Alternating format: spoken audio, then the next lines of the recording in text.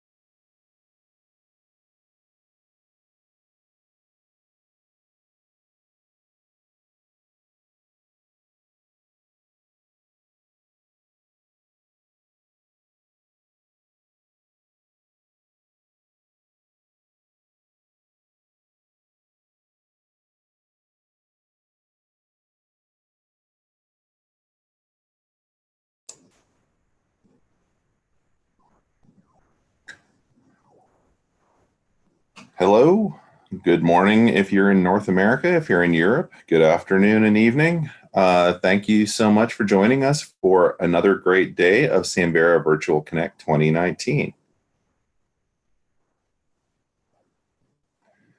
I know this is going to be a little redundant for those of you who heard this yesterday, but bear with us. We are recording this session for the next 3.5 hours, so bear with us. You are muted. If you have questions or need to alert us to anything, as we did yesterday, do use the Virtual Connect 2019 Slack channel or use the Zoom chat, which has different abilities to get in touch with specific people, at least for panelists. We are taking community notes. They're in the program as well. There's hyperlinks in the program. So take a look, get in there and help out. We've got a large community. I believe Rebecca has just dropped that into the Zoom webinar chat. And do pay attention to the code of conduct. We are all friends in the Samvera community, and we want to maintain that high level of professionalism. Our schedule is going to be very similar to yesterday. We're going to run for about 3.5 hours, and we're going to break in about 2 hours for about 20 minutes. Questions, we're not going to take them during. I'm going to keep my eye on the questions that are coming in through Slack and Zoom, and I will then bring those to the presenters at the end of their sessions, and we'll answer the questions at that time. If there's any remaining questions, we'll get those sent to the presenter and have them respond to the questioner. We are going to be keeping a very tight schedule. We have a lot of ground to cover today, and so we're going to be moving at a very quick pace. The full program is up if you need it, and I see that has also been dropped into the Zoom webinar chat. So do feel free to grab that and take a look at that and see when and what presentations are occurring. I do want to thank my co-chair, Chrissy Rissmeyer, who has done an amazing job the past several months as we've pulled this together, as well as the planning committee, who has been absolutely fantastic. John is driving Zoom today, and Chrissy's driving our slides. Todd is our timekeeper, which is a thankless task, but I'm going to thank him. And Rebecca and Kate are keeping an eye on all the chat that you guys are sending through. And Brian McBride has taken off to Paris for vacation. So he did a lot of work leading up to this. So we want to thank him. And a special thank you to Coffee that is going to carry us all through for the next 3.5 hours. And we are going to be in St. Louis, October 21st to the 25th for Samvera Connect 2019. As always, we're going to have workshops, presentations, panels, posters. So start thinking about what you might want to submit, because the call for proposals goes up tomorrow. So keep your eyes peeled for that. Maybe you're going to want to jump on something that you saw at Virtual Connect or extend from there. So hopefully we'll get updates on everything we saw at Virtual Connect. And there's lots to do in St. Louis. So we'll see you there. With that, let's get started. Our first presentation for today is Richard and Ollie talking about Samvera headaches, the choice between flexibility and ease of maintenance with multiple and multi-purpose repositories.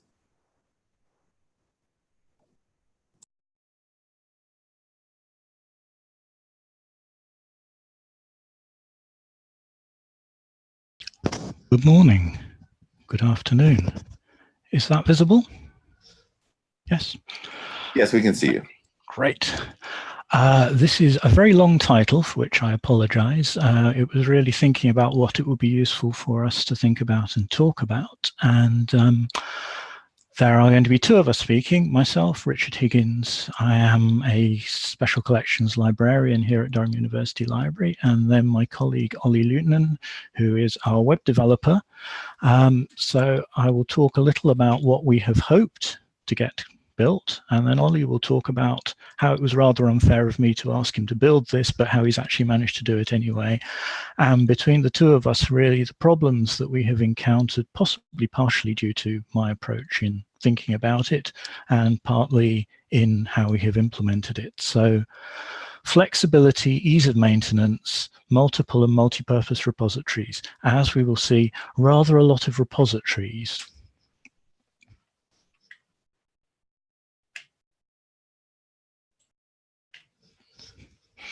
Have appeared in what we now have in our current system, which is sort of production, sort of development. It rather grew from a development system, ended up in production, but is still really rather resident on some less than powerful server platforms, shall we say, which has possibly contributed to some of the problems.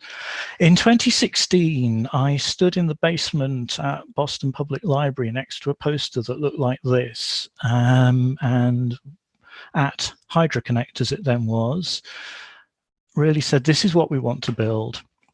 And the idea will be that we use IIIF to sit in the middle of all of our systems, and it will link backwards and forwards with our cataloging, which of course is outside of Samvera and indeed IIIF, but it will help tie together our book, archive and museum catalog systems, and the whole thing is going to be written in Hydra. Of course, it turned out to be written in Samvera, but my changes to the slide show that not a lot has happened. It's noticeable that an extra repository has appeared in the bottom corner, the pink one called Collections. But otherwise, what we planned and what we have now more or less built does look like this. And as is fairly obvious, there are an awful lot of connections going backwards and forwards between our, do we still call them heads? What were Hydra heads and our Samvera applications heads, Schmidt, Hilda, Oubliette, Trifle, and Collections, which I will explain each in turn as we go through. Now, there are, as I mentioned, a lot of arrows going in a lot of directions. And one thing that became obvious quite quickly was that no matter how much we invested in Rails and Samvera and our existing metadata cataloging systems, one of the challenges was going to be getting things to go backwards and forwards. And for this, of course, you need a plumber. And those of you who recognize the picture will know you have the choice between two Bobs with your plumbers. You can either have Hoskins or De Niro. If you are lucky, as I think we were, we got De Niro, and has been able to make all the links between all these systems work. And one of the successes, I think, of our system is the ability of all the systems to be able to communicate with each other and send their data backwards and forwards. So our approach was to build a lot of small heads.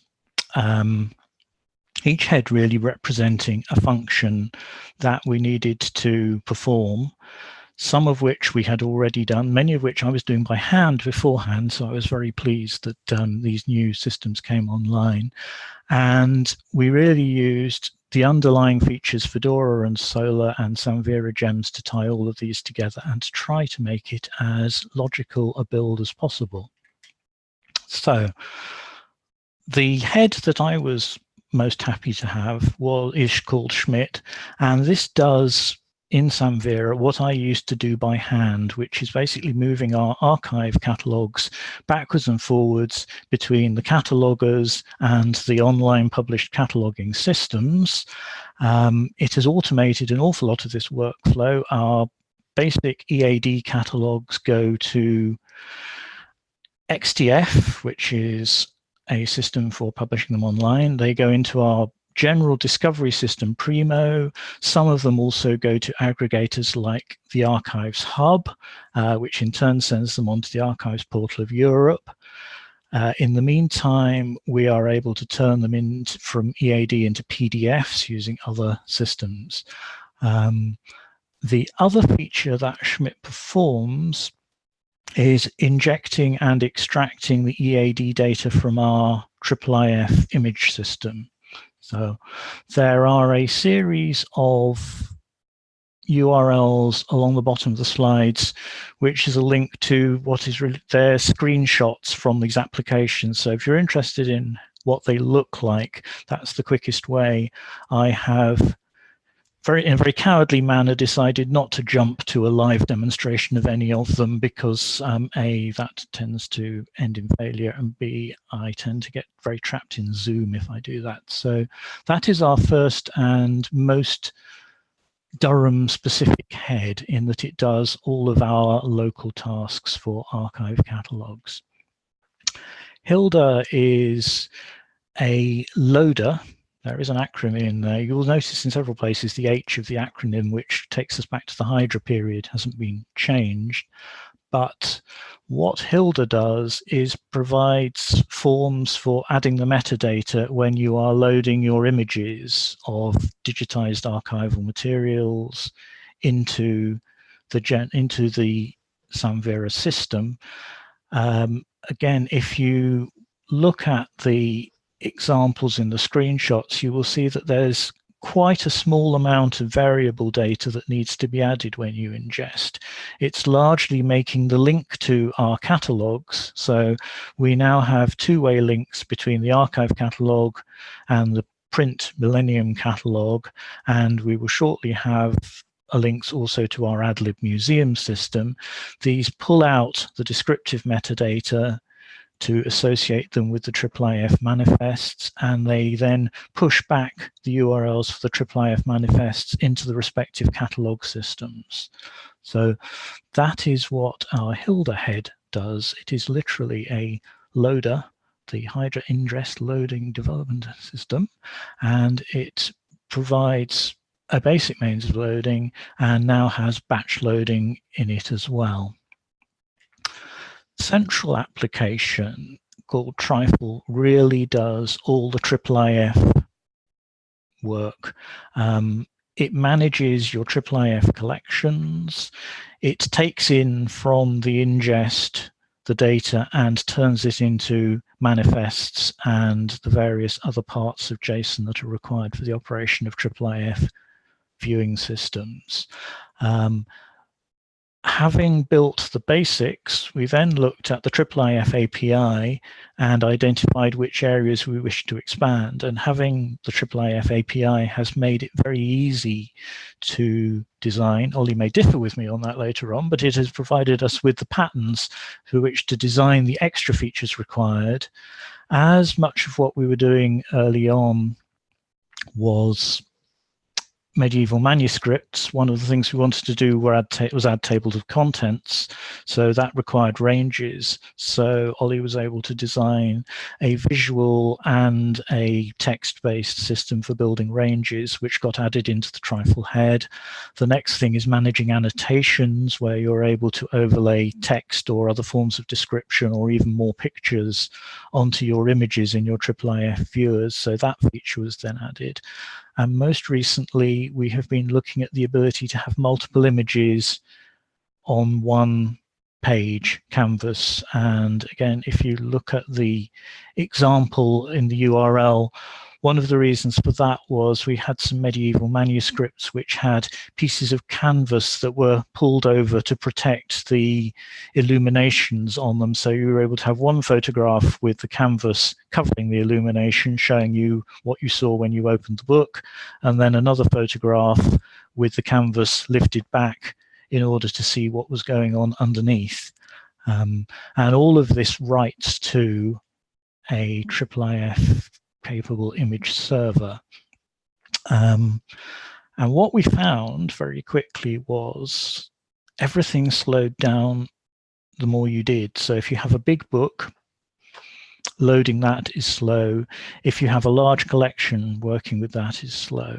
So the solutions really were to make sure that as much as possible was automated. As much as possible was written out in the form of JSON, and there is a little screenshot there showing really how one IIIF manifest with its accompanying JSON, so tables of contents, descriptions of canvases, annotations, all hang around that one directory, and we found arcs were very useful for this purpose. This leaves us with static data that is written out rather than having to interrogate our actual Samvera system, which would probably have been slow. And the final thing was then really there are still things which are very, very slow indeed to do. So you quite often find yourself watching a little thing rotating. The URL I've given in there shows a browser view of how our collections have been organized, just so that you can see how they are very much nested within each other to avoid having any one very large collection that will slow things down. Oubliette, finally, is our Fedora system, really. It just takes in the files and stores them, which is largely what Fedora does. We have built certain elements of digital preservation into it, but due to the speed of which it works, the digital preservation module tends to take longer to check the material than our backup lasts for. So we have a few problems there, but that will improve. And you can also then use the module to actually get the files back out again, because of course we do have inquiries from people who want to look at the originals. Finally, the head that appeared, we needed a research data repository. And so while we were building the original heads, took a copy of Sophia really and used that to form a research data repository. This is the only one of the Samvera heads that is public facing, and it is now used by our academics, and that is the URL for it itself. And then at the beginning there was the mention of more and more repositories. We have at least 2 repositories which we need to migrate, and which we are hoping to pull into our existing Samvera system from the current ePrint system in which they run. And we are just, as I mentioned at the beginning, pulling museum images into the system to work in the same way as currently our special collections and our printed book images do. So that is all being built together. This leaves us with quite a complicated system and a lot of questions, at which point I hand over to my colleague. Right. So Richard gave a good overview of what we have right now, and then I'll. Well, it all works pretty well. We have some problems we'd like to solve, and so I'll go over those and what we're thinking about in how we're going to build the next system that replaces this or builds on it. So Richard Olin mentioned some issues with Fedora. The slowness, which I think mostly comes from the way we're using Fedora in Samvera. I think a lot of people have run into the issue of when you have a lot of sub items contained in one, it progressively gets slower. So this is one of the problems we're having. The other issues with Fedora has been memory use. It's at least we've observed that it gradually uses more and more memory until eventually it just crashes. And so we're switching it off and on every night to mitigate that. And also backing up issues. A couple of years ago, we had an issue with corruption in our Fedora repository, and turned out that the backups we had actually weren't in a consistent state. And while we managed to eventually recover most of it, it kind of led us to review our backup process. And in the end, we decided it's best to do the backing up while Fedora is off anyway during the night. But in any case, we'd like to have the file structure in Fedora in a kind of more understandable format, so we can actually understand if our backups are consistent without trying to reload them in Fedora. Other problems we've had, these mostly relate to our Sophia 6 based research repository. And we're still on Sophia 6, mostly because compatibility issues. So there's been problems with Ruby versions and some Rails gems and active Fedora versions, and working with different versions of Fedora and so on. And it turns out that a lot of times if you want to upgrade something, we have to upgrade almost everything, and then it just becomes too big of a task and gets put off. And that's possibly one of the reasons we're in the situation now where we pretty much have to rebuild the whole thing. And also, even if we do incremental smaller upgrades, custom features that we have in our research repository require constant developer time to kind of stay compatible with community progress. And then architectural issues. When we started the whole this whole project or started building these repositories, we really liked the idea that we'd have one central repository of data and then build several different heads to kind of view that data. Of course, that's while this one body many heads idea isn't really talked about much anymore, I think we still like this idea and would like to have something similar, so that instead of having a lot of different separate repositories, we'd have one that's kind of contains everything, and then we could get different views as we need from that. And that's kind of what we've built so far, although we've noticed that communication between the different views or heads can become a bit of an issue. Right now, all the Trifle and Hilda and Oubliette and so on, they communicate through HTTP APIs, and it's a little bit of a headache sometimes to keep those well maintained. there's usability problems. Some of these we have pretty clear ideas how to solve.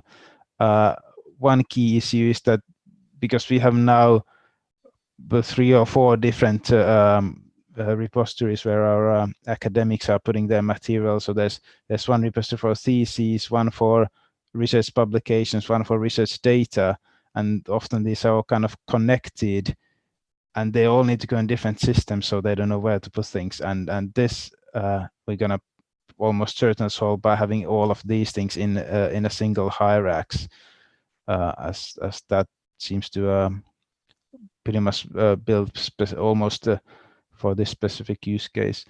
And the other issues is handling of very large files, which you had with SOPHIA 6. I believe this has been improved on in later SOPHIAs and in hierarchs, but we'll have to see how we implement that in our new repository. So we're pretty much in a situation where we need to start building a system almost right away, and we're kind of thinking of different ways in how to build it. And some of the issues here we're more certain than others. One thing is, as I mentioned already, several heads or not, or monolithic application or not.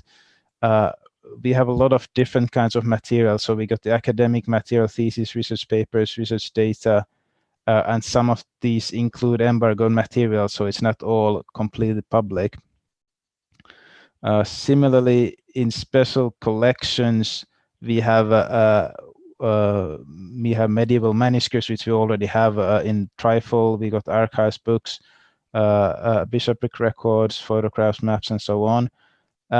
These also include material that's not meant for public, so there's a fair bit of restricted or records with restricted access.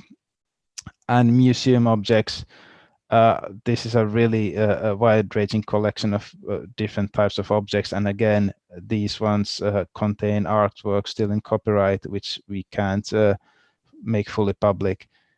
And then finally, we intend to digitally preserve all the digitized copies, but they're not meant to be entirely public. So researchers may request copies, and then we're going to have a slightly lower resolution public access files, but the original high-res files aren't meant to be public. So as for solutions then, we think that the material really is too heterogeneous for a single monolithic application. So our current thinking is that we'll have at least a few different applications, but we're not quite sure yet where the boundaries are going to be. And in addition to that, to solve kind of the problem where people don't know which application to use, we would like to have one index of all of them and an application that allows you to search through everything. So even if you have museum objects and so on in different systems, we could search through everything. Fedora performance, the options we talked about are Valkyrie, just plain active records, or Azure JSON. And what I forgot about the slide, Fedora 6 might very well be a solution here as well. I think we'll hear about Valkyrie, Fedora 6, and Azure JSON in presentations later today. Same for Fedora obscureness. Again, Valkyrie, Fedora 6 could be solutions, or OCFL, which I understand is going to be in Fedora 6. So those are potential solutions. Hierarchs we're definitely going to use in some places. We're not entirely sure, though, what parts. Like I said, the research outputs almost certainly there, but the other bits we're not quite sure yet. And Blacklight, Spotlight probably going to be somehow involved in the discovery. Then the question is, can we actually use Valkyrie or OCFL right now, because they're not quite ready? Or Valkyrie in itself is in production already, so you could say that that's definitely production ready. However, it's not really, or the hierarchy integration isn't really. So, and as I understand, it's probably at least later this year, possibly next year, we might have hierarchy on wings, as it's, I believe, known. So I don't know if people more involved in that have anything to say, the kind of rough schedule. And then we have a bit of like a just issue with us that our computing department doesn't like Postgres very much, but I think we can overcome that. As for OCFL, I believe there's no implementations at all yet. However, if we go with Valkyrie, then we could just plug that in later, and we don't really necessarily have to worry about it yet.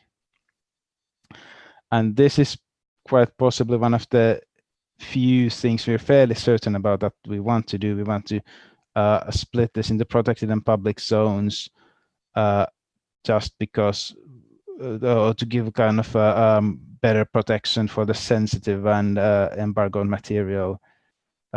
So we'll have all the original ones and anything that's long-term embargoed or particularly sensitive put in protected zone, which won't be public-facing. Whereas then public self-deposited files, even if they have short-term embargoes, we could just put on the public side. And these are fairly similar. They both have some kind of depositing systems and searching or discoveries systems. And so the kind of simplest solution we could do would look like this, and we just have one hierarchy installation for each side. I think this would be doable, although there'd be a lot of management of different model classes, workflows, and permissions on both sides to manage the different types of material and different users who are going to be using this. Or the other approach is to split everything in many parts. And this is probably closer to what we have right now. And I think we're gonna go at least split some of the functions like this, but we're not quite sure where the boundaries are going to be yet. And I've seen in some of the other Samvera meetings, systems other people have done, and this seems to be the common approach that people split functions roughly along these lines, and then have public indices or public hierarchies for the public-facing system. And that's all I have for now, and I'd be very happy to hear if anyone has any questions or comments or how they've solved these problems. Yeah, I think your presentation sparked a lot of conversation in Slack. I was watching go by. I see. I haven't had Slack open while presenting. Oh, you shouldn't have been. That would have been very confusing for you. We do have two questions that we pulled out of there. Daniel asked, what is very large in this context, as you were talking about your very large? Right. So that's most of the research data, and we occasionally have researchers having files so far up to like 20 to 40 gigabytes, I think, some of the research data outputs. But we expect that to grow. Like a lot of researchers may be producing like close to terabytes soon, I think. So yeah, so far, so at the moment, we're talking like tens to hundreds of gigabytes, but in the near future, possibly quite a bit more. Okay. And Susan asked, and what does handling of very large files mean here? Download, upload, storage, characterization? Mostly uploads and downloads. Obviously, we need to store as well. We haven't had so much problem with the storage itself. So once we get the file into Fedora, we can verify that it's there, it's intact. But we're having trouble to get it in, and then also the trouble sometimes to get it out of there. So those are the main issues we've had with big files. I believe in, because we're using Sophia 6, and the main way to self-deposit files is uploading through the forms. So that works for about files of 1 or 2 gigabytes or so, then you start having problems. Beyond that, we just have the researcher bring the file to us on thumb drive or Dropbox or something like that, and then we ingest the file through console. That gets the file in Fedora, and then downloading then may become an issue if it's very, very big. Okay. I don't think there were any follow-up questions that your answer prompted. I'm going to give it a few seconds and pause for a moment. But thank you so much. Great presentation. We're going to go ahead, I guess, and move on to the lightning talks. That is what is up next for day 2. We're going to begin with pairing why, when, how from Anna at Princeton. And again, we are taking community notes if anyone wants to jump in there and help out. And we'll answer all the questions at the end in about a 15-minute block. Good morning, everyone. Can you hear me and see me? Yes. Great. I'm Anna Headley, and I'm a developer at Princeton University Library. And today I am evangelizing about pair programming. And pairing is when 2 developers work together at the same time on the same issue on the same computer. It's really helpful when you are onboarding a new developer to your code bases. It's also really helpful in a mentoring context when you're trying to transfer knowledge about the craft of development itself. It's great for kind of protecting yourself from your own mind. And it's also really helpful on a team to make sure that everyone has more knowledge of all of your different code bases. And these quotes on this slide are just from a retro that a colleague and I did when we were doing some exploratory pairing. So I'm just illustrating these reasons. Some other reasons to pair, which I wanted to highlight as benefits of introducing pairing as a practice as opposed to a training technique or a form of damage control, is it really does build the relationships on your team, and it satisfies the social needs that all of us have as humans, and it results in higher quality code. We feel better about our decisions, we make our decisions faster, and we really reinforce one another's good habits as developers when we are able to work together. So to start pairing, of course, you have to just decide what issue you're going to work on together. And I recommend talking together about the intention of your pairing session, because this is going to really help guide how you communicate with one another. For example, if you are onboarding, you're always going to make sure that you're completely on the same track and you're going probably at a slower pace. Whereas if you're just deciding to really be in productivity mode, you might kind of let things slip a little bit in terms of how fast you're going to go. And then you want to set up your environment.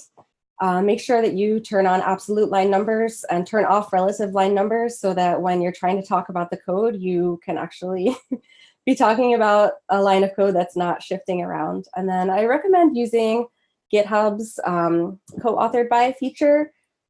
Even if you don't technically care about GitHub giving you credit for every commit that you make, I do think it really reinforces the social aspect of the practice. When you're actually working on the issue, once you get started, one of you will be the driver and one of you will be the navigator. The driver will share their screen, and the driver will work in their own environment. They are the person who's typing, and it's important to be able to use your environment that you're comfortable in. We don't all have to use the same editors. We don't all have to learn Vim. When you switch, then the other person uses their environment. The navigator is going to keep a higher level mindset, keep track of what you're up to, what you're doing, ask questions, and look for things that that you don't want to let slip. Always make sure you're talking a lot. You're working together. You should be talking to each other. As a driver, you should be sort of a little bit narrating what you're doing, especially when you're navigating between files. Sometimes it's hard to visually keep up with that. So it's important to reinforce those movements. As a navigator, just respond and, you know, make sure you're verbalizing what should be happening now. And if you do decide I'm going to help out by checking some documentation, say that before you do it. And assess yourself as you go along. Just try and be mindful. Are you being patient? Are you referencing and asking for that, for your pair's experience and expertise? Are you speaking up for what you need? Are you making sure to ask a question if you don't understand something, or ask someone to slow down? This is a really helpful list of power dynamics, and these vectors of power dynamics can help just give you some context for your self-assessment. Power is not a duality, and reminding yourself to have empathy along these vectors can be really helpful in just grounding your self-assessment. When you're done pairing for the day, I recommend doing a small retro, especially if it's your first time pairing together, or even if it's just been a while.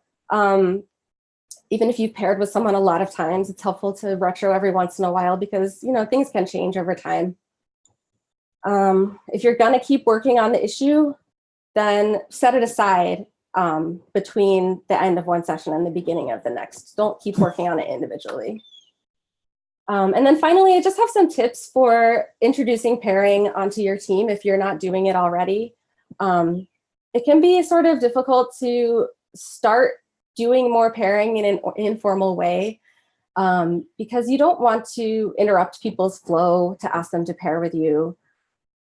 So a lot of times you can find yourself kind of putting off the request to pair or only asking when you want to pair because you feel stuck, which, you know, it can just start to feel awkward.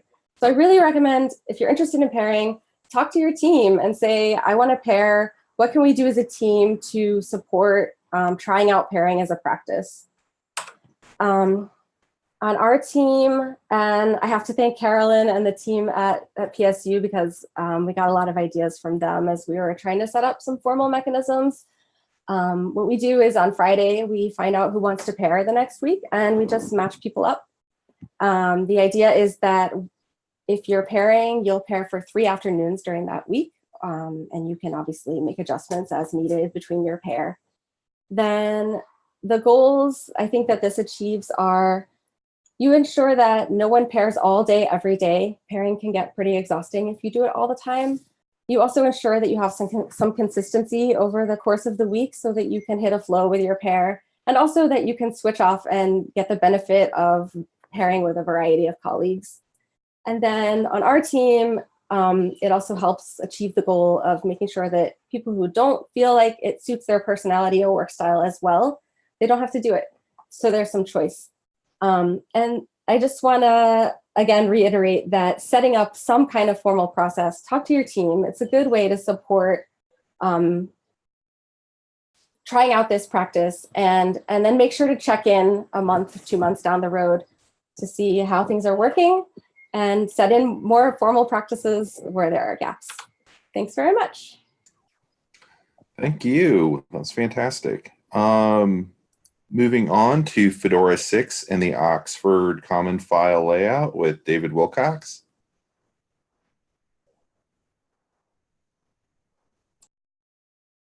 All right. Yeah, my name is David Wilcox, and I'm the product manager for Fedora, working at DuraSpace. And I just wanted to provide kind of a brief update here on what we're doing with the next major release of Fedora, which will be 6.0, and including the Oxford Common File layout. So I'll start with just a very brief overview of the OCFL, but obviously there's a lot more that could be said here. And so I have some links at the bottom, and I'd certainly encourage you to dig into the details and maybe read and comment on the spec if you want to know more. But at the highest level, the OCFL is a simple, non-proprietary, specified, open standards approach to the layout of preservation persistence. So it's really agnostic with regard to file systems and that sort of thing, hardware. This is really all about how your files and folders are laid out on disk. And this is just an example of what an OCFL object might look like, with some of the core elements, and there's more of these in the spec itself. But at the most basic level, you have an object root, which is just a directory, and within that you have a conformance declaration, which just declares what version of the OCFL spec this object conforms to. An inventory, which is just a JSON file that has a list of basically all of the contents of the object, along with a digest of that inventory file. And then you have version directories. So every time you make a change, it creates you create a new directory for that version, and any files that have changed go into that new version folder. And within that, in addition to the inventory files, etc., you have your content. And much like Baggett, OCFL is totally agnostic with regard to the content that you actually put in the object itself. So you have a content folder, and in there goes whatever you want to put in there. So there's lots more to say there, and I'd encourage you to take a look at the spec. But that at a high level is OCFL. And so now, of course, how does this benefit Fedora and Samvera? I think there's a few benefits that are worth noting here. One is parsability. So, and we heard this in a previous presentation, actually, just this desire to have your data and your metadata be readable by both humans and machines. So being able to understand the content in the absence of the original software. And of course, this provides a lot of robustness against errors and corruption, mitigating the need to kind of migrate continuously between different storage technologies. The OCFL supports versioning as well, which is one of the major things that separates it from a specification like Baggett. And so we can kind of maintain the version history of the object. As well, as I said before, it really is agnostic with regard to storage technology. So the infrastructure you use really can be anything that can reasonably implement the OCFL standard. So it gives you a lot of options there. And then just this notion of completeness, so that you can, just with the contents on disk, you can completely rebuild a repository, so just from the files it's storing. So, you know, in the worst case scenario, you can imagine a kind of, you know, post-apocalyptic wasteland where all of our repository applications are gone, but, you know, a kind of fist burst through the rubble containing or holding a hard drive with your repository data, and you can rebuild from there without any applications at all. So that's maybe a worst case scenario, but you know, you never know what the future is going to bring. So in terms of Fedora 6.0 and how all this fits together, I think a lot of Fedora 6.0 is addressing issues that we've discovered along the road of building Fedora 4.0 and 5.0. And there's three main issues that we want to address. So one of them is this a real requirement for preservation persistence, being able to kind of transparently see the contents on disk. And that's what OCFL is really responding to here. But another thing that's been demanded for a while now is a built-in synchronous query service. So right now in Fedora, there's no built-in query endpoint. You have to index everything to an external search application like Solr.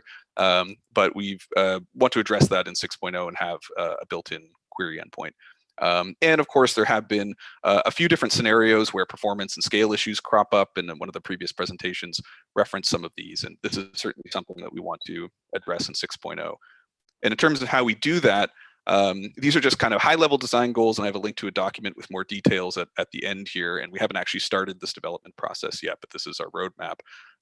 The first thing we really want to do is replace the mode shape application that has underlied Fedora for version 4 and 5, and replace that with a different set of technologies that will address some of these performance and scale concerns, and then implement the OCFL as the way the files and folders are laid out in this new system. And of course, implement this synchronous query service, but we do want to minimize the changes to the API. So Fedora 5.0 coincided with the 1.0 version of the Fedora API specification. So the REST API is now documented and specified, and we really don't want to make a lot of changes to that immediately after having published the spec. So ideally, no changes, or at least minimal changes to the API. So not a lot of, so you won't need to make changes to the client interactions. This is largely a back-end replacement of ModeShape and implementing some of these other features around OCFL and a query service. But another thing I think is really important, and we've heard very clearly from our stakeholders, is to release with clear migration tooling and support. And so this will at least be for migration from version 4 and 5 to 6, but potentially it may actually be much easier to move from a Fedora 3 repository to an OCFL-backed Fedora 6 repository by transforming the contents on disk rather than importing through the API. So that's all still to be determined, but that is an ideal scenario that I think we'd really like to pursue. So I'll leave you with a few links here. There's a link to the document with more of the design notes, and if you're interested in getting involved, I'd encourage you to comment on that and attend the weekly tech meetings or participate on the mailing list. There's a link there to the OCFL documentation specification as well, and my email address. But I'll leave things there. Thanks. Thanks so much, David. Next up, we have Valkyrie Update 2.0 and beyond with Trey and Carolyn.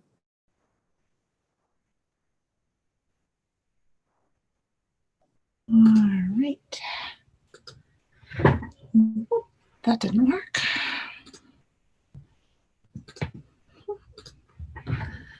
There we go. All right. Hello, everybody. Hopefully everyone can hear me and see me. Yeah, we can. All right, fantastic. So Trey and I will be giving a Valkyrie update. A lot of people have adopted Valkyrie since we last gave you an update. Figgy is still the only production system at this point, but there are also 6 additional systems in development along with Hyrax. And there may be some more that we don't know about. So if you're doing Valkyrie and you haven't told us, please get in contact. Some news since we last talked. Valkyrie has been promoted. It's now a Samvera repository instead of a Samvera Labs repository, and it's part of the core components. And then we have had a few releases. Most of the releases have been small. 1.3 and 1.4 included a new generic method and then some deprecations for preparation for 2.0, and also additionally Fedora 5 support. And then 1.5 and 1.6 had a number of small updates, but generally we were trying to get rid of dependencies that we had. And so we've significantly removed the Rails requirement and the active triple dependency. And then we're additionally setting up some deprecations for 2.0.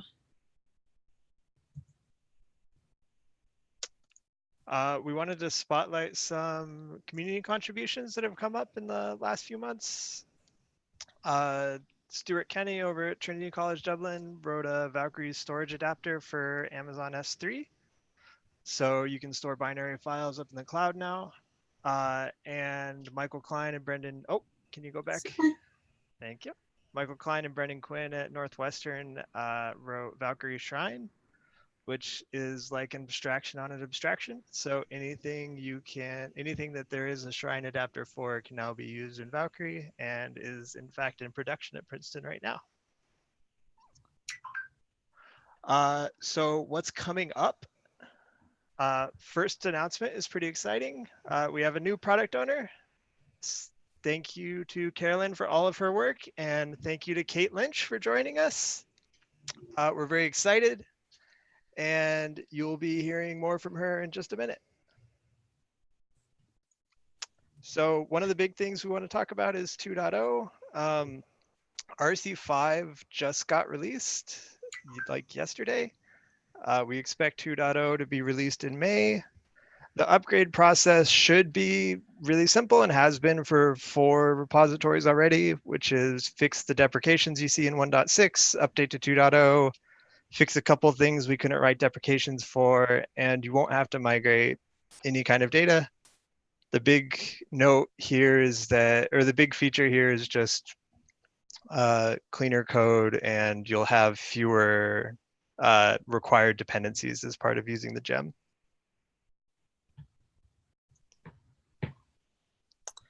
Thank you, Trey and Carolyn. Hi, everybody. It's Kate Lynch. I'm going to talk a bit about some of the future features that are on the way for Valkyrie.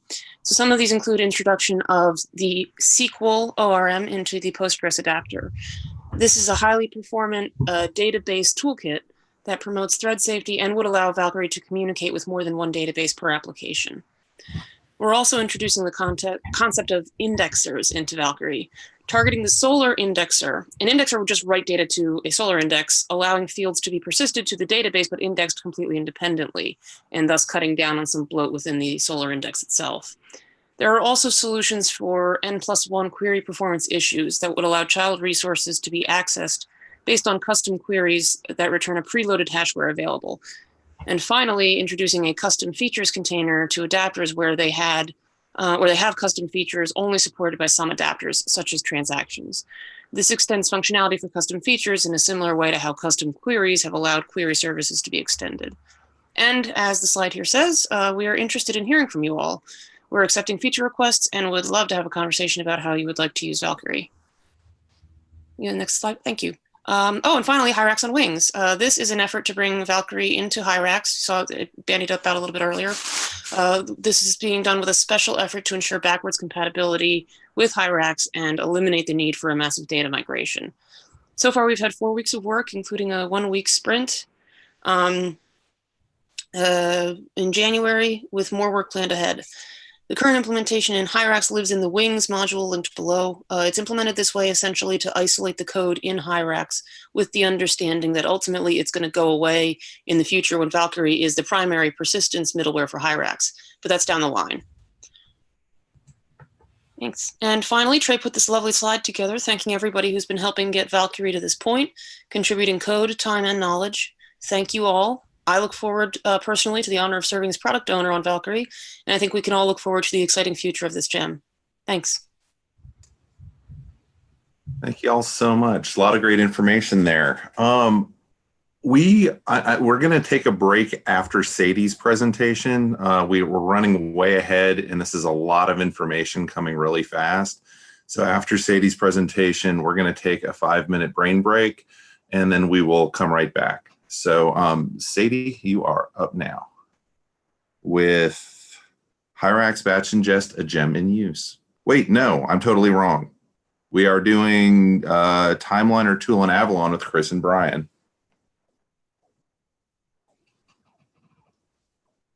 Sorry, Sadie.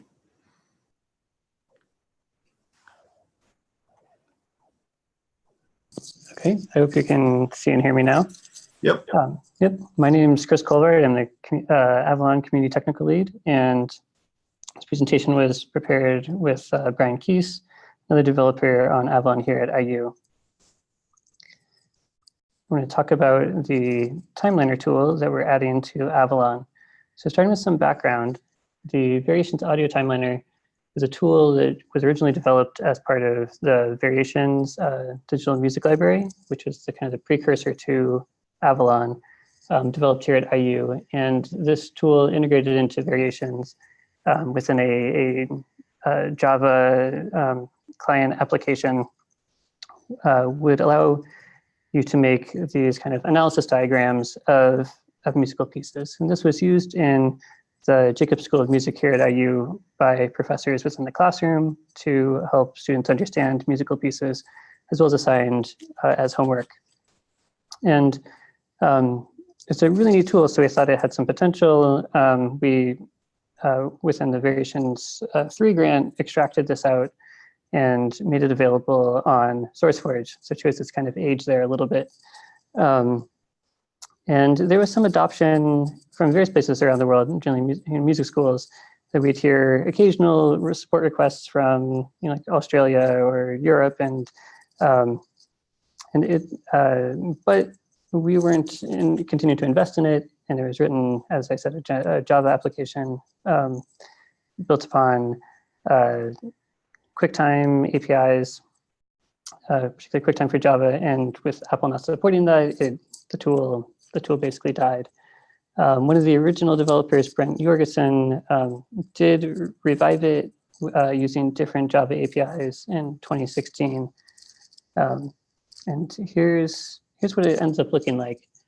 This is the Java tool, and it provides just an interface for quickly creating these bubble diagrams, bright visualizations with labels and descriptions that will you'll see change as the playback continues through the piece. So we wanted to take this tool that had been used by professors here and was lost when Variations was shut down and converted to Avalon here at IU. We wanted to bring it back, to bring in this pedagogical tool. So we started by looking at IIIF Presentation 3 API, which we've talked about before, where it brings in the ability to work with time-based media within the IIIF presentation spec. And this particular piece about ranges, which allows you to kind of create structure, hierarchical structure of the content.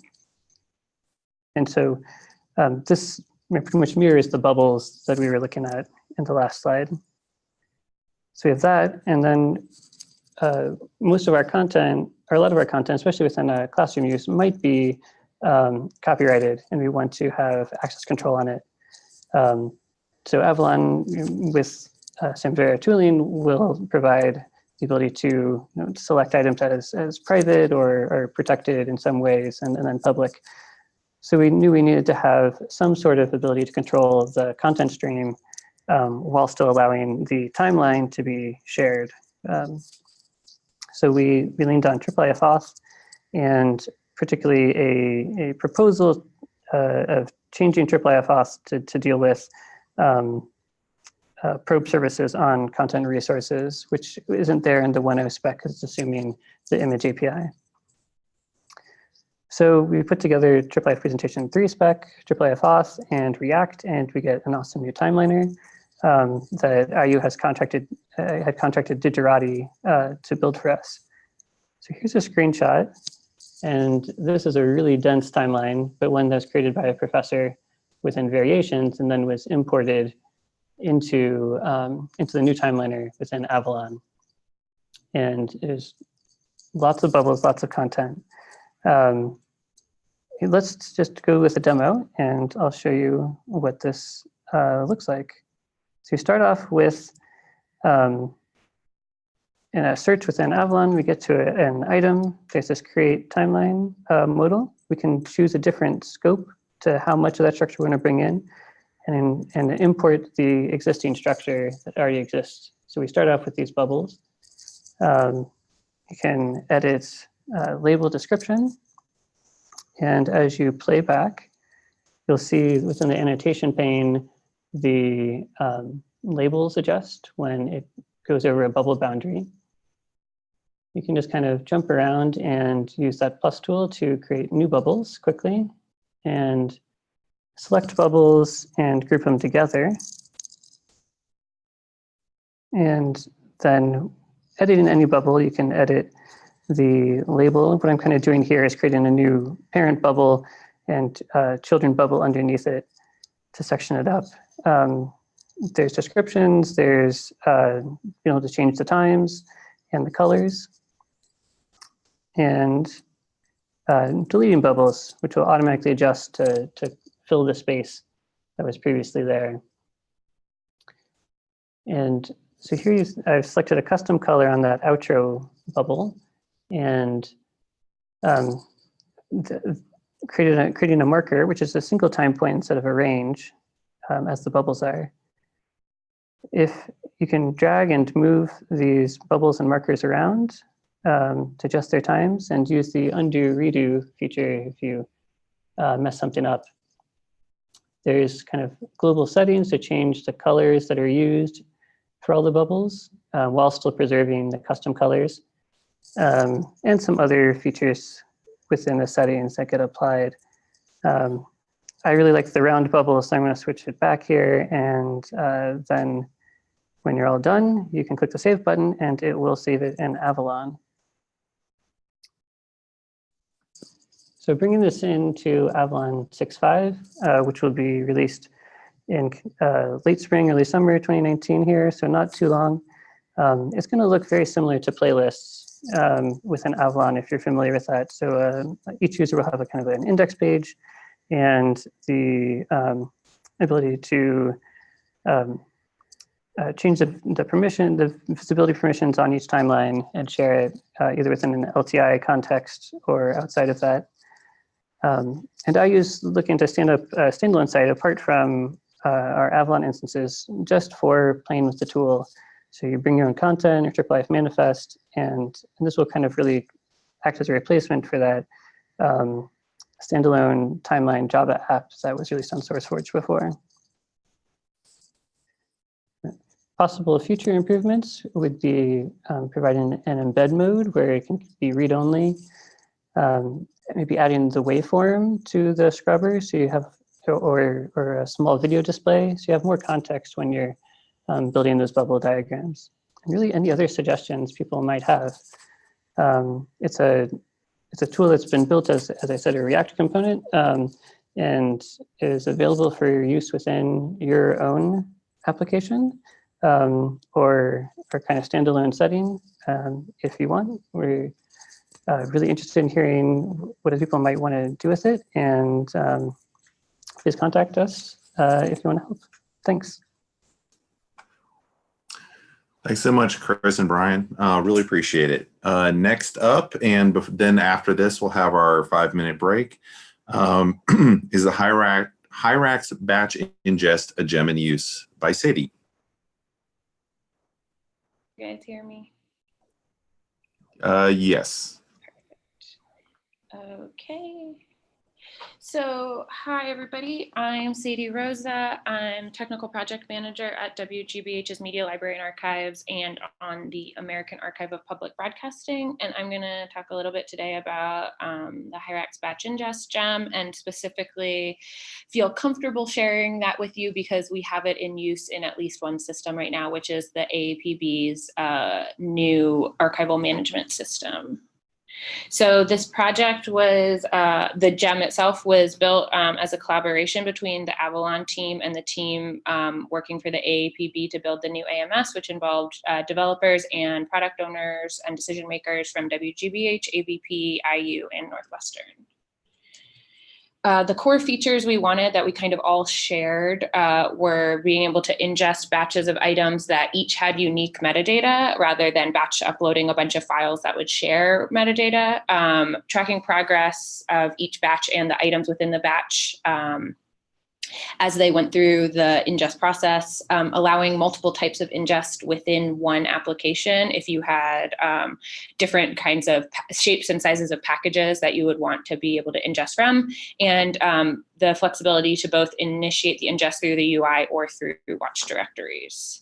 So far we have a batch dashboard in which you can monitor the batches you are ingesting. This is taken a lot from Northwestern's Donut, kind of uses some of the same feel and methods for reviewing these things. And you can see each of those would be one individual batch. And then if you click on one, you can get to a batch details page, which has a list of all the items within the batch and the status of each individual item. So a batch could complete, but there might be a few items in it that failed. And then when you click on that failed button, it would give you an error report for that specific item and tells you what its ID within the batch is. So you could go back and fix the error within that exact item and then re-ingest it.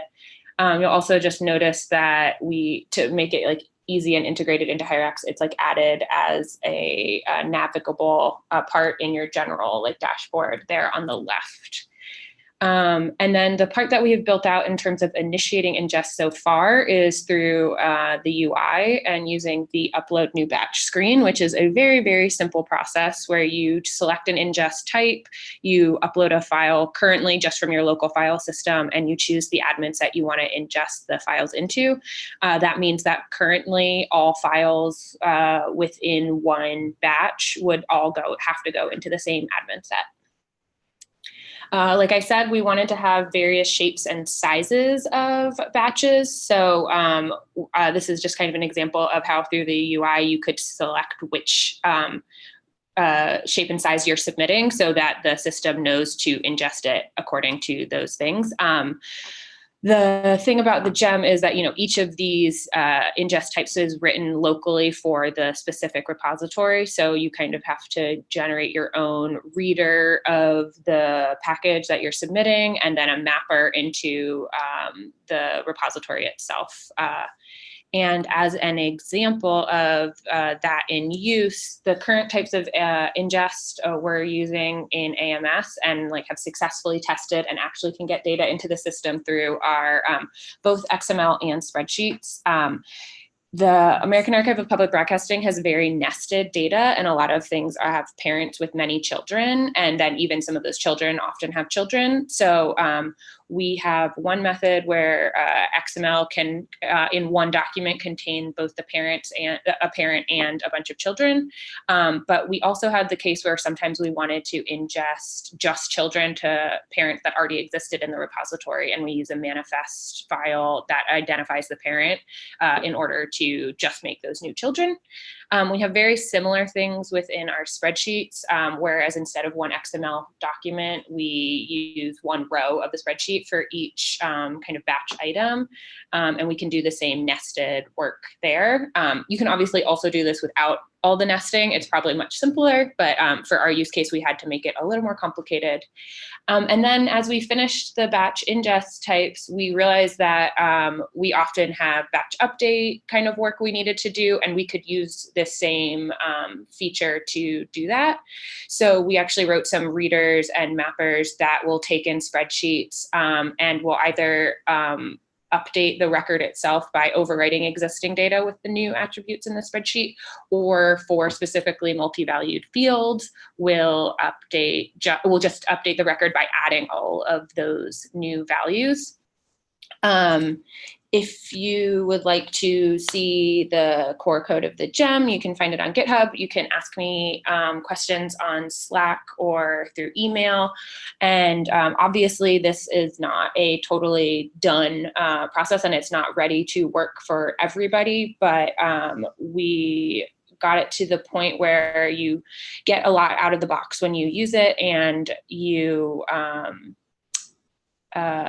it is proven from start to finish. We can, install the gem and use it in our own application. We are currently using it to migrate data from our old system into our new Hierarchs based AMS, which luckily we can just do through XML files. So if you have any questions, reach out, and that's all I have. All right. Well, thanks so much. It's now 12:10 Eastern. We will come back at 12:15 Eastern and pick up with Sean from Utah.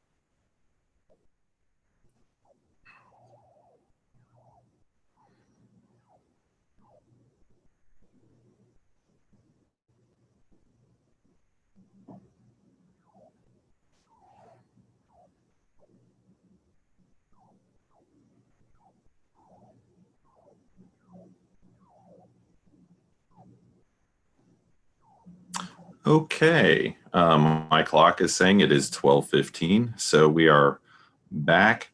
We're going to pick up with Sean from Utah and talking about an approach to file CRUD and attachment APIs. Thank you. Let me share my screen.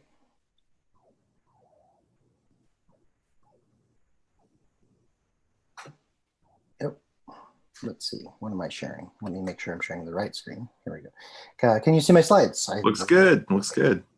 Thank you. So my name's Sean Upton, and my talk is titled Make File Attachment Easy. That's precisely what I wanted to do for myself and for my project colleagues. So I want to share with you all both the ideas and the package that I've developed as part of the Newspapers and Samvera project for making this problem area a little bit easier to manage. That problem area specifically is both attachment of and access to attached files on works.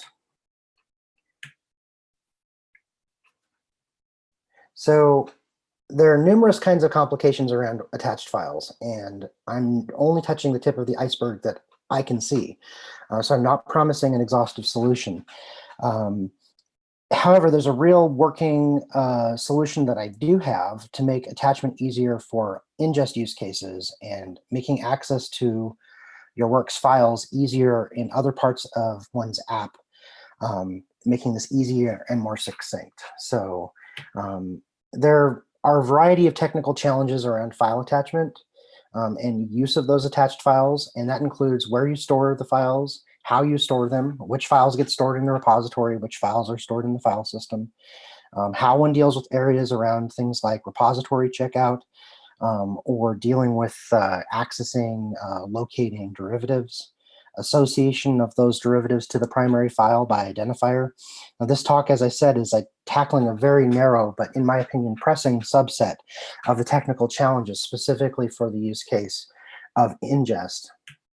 So I would make some arguments that there's some issues around jargon and terminology. I use the acronym API in the title of this talk, and I would ask, hey, what does that mean to you? Narrowly, to me, and in the specific context of this problem, it means I need a local programmatic interface that provides as simple as possible a way to attach and access files. And so I'd make a statement that may be an unpopular opinion, but PCDM is not an API. I'd say it's a mere topology. And a lot of the things that are provided in the stack, I think an important point is that one ought not to have a read 6 distinct gems worth of source code kind of learning curve to be able to attach files in an ingest. So that's the problem that I'm looking at, and that's what I'm looking at in terms of if I ask myself what's an API, that's really what I'm saying. There's other semantic challenges like, whether or not a derivative is actually derived, whether you're storing that information in, for example, if you have page segmentation in the Metz Alto XML, would you consider that something that you put in your repository versus putting on the file system, because Hyrax makes a choice to put derivatives on the file system and not in the repository. So a lot of those things are sort of splitting hair, but my biggest aim here is to have a simple and consistent means to write attachment for ingests. So I would say, why did I write something for this project that I'm working on? Why did I write my own API? Primarily because the general purpose APIs in the Rails world for file attachment, like Active Storage and Shrine, don't support all of the use cases that a repository system might need. For example, I believe that neither of them are going to support named variants in the case of how we're handling derivatives. But even in that case, you might have some limitations. So Hyrax won't allow you to store more than one derivative per file extension without monkey patching the components necessary, the Hyrax derivative path component. So there are some challenges. Also, when you're dealing with Hyrax in particular, you end up with a case where, again, you're dealing with trying to figure out exactly what's happening where and which part of the stack. The actor stack is sort of a necessary problem to tackle. If you choose to ignore the actor stack, you do it at your own peril, because your ingest is likely to neglect some important detail that's getting done out of the box when you, in the case of something like a work created through a browser. But if you choose to use the actor stack, how are you going to write ingests that can keep the details of the actor stack's implementation private and also survive changes such as the removal of the actor stack itself. So in this case, we have a lot of issues around trying to use the create with remote files actor, which in some cases doesn't actually behave consistently with what create with files actor does in regards to like questions of when it creates file sets, a variety of other of problems. So also we're trying to support a use case of pre-made derivatives. So here's the challenge. We want to try to import 4 files, 1 primary file, 3 derivative files that are already made from the National Digital Newspaper Program from the Library of Congress. There are many, many institutions that have NDNP formatted materials. We want to support them in the newspapers in Samvera project. Ingesting these can be pretty complicated out of the box. So in our case, we're relying upon Hyrax and service plugins to create some derivatives like thumbnails, but not all derivatives. So I first tried writing components that had a simple dot attach method to attach things to like primary files and derivatives. And the problem that we end up with is that there's certain things that are hard to do in order or hard to do without waiting for the primary file to be attached. So I wanted to simply declare what I wanted to do and get it done. And I wanted to do it in as little code as possible. So we quickly moved to using an assign and commit solution. The screenshot that you see on the right side of my slide demonstrates that. The goals here are simplicity and consistency. Basically have adapter components. The adapter component takes a bare work, assigns the primary and derivative files to it, and calls a commit method to say, hey, this is what I've intended, make it so. Every ingest should be this easy, generally speaking, but it's also a case where it should be future-proof. The other thing is we want to be able to enumerate over all the files of a work. So in this case, we want to be able to use the attachments that we have without necessarily having a higher level abstraction. So we want to be able to do things like not have to deal with the details of checking out the primary file from the repository at point of use. If I just simply want to say, get the primary file and give me a path that I can use, there ought to be some way to enumerate over all repository files of a work. So we've done that in this gem called work files. So the work files is a gem that was basically spun off from the newspaper works gem that we have been working on for the historic newspapers in the Samvera project. And work files is basically this idea is these 3 adapters for dealing with files and derivatives, attaching them, enumerating them, and abstracting details around checkout and access.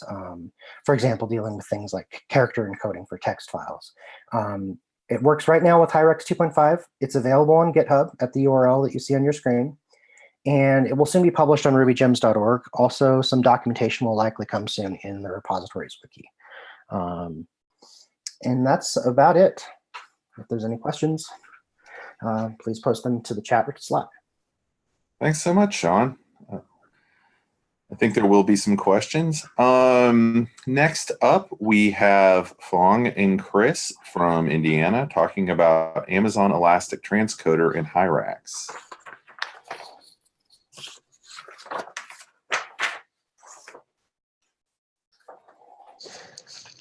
Hi, this is Fong. I'm a DevOps engineer from IU, and this presentation was prepared with Chris Colvard. So as you may know, Hyrax has some basic transcoding functionality built in.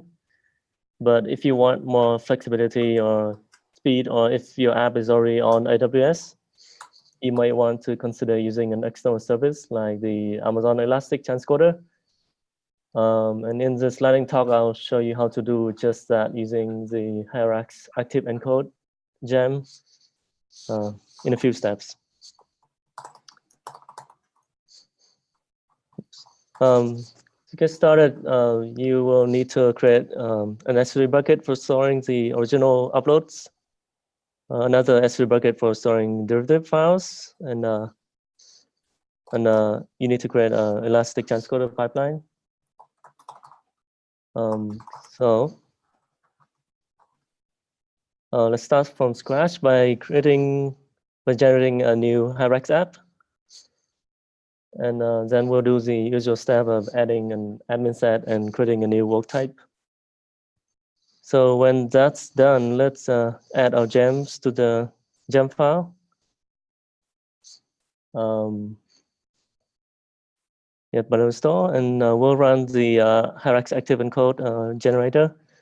What it does is it creates a DB table to cache encoding job data.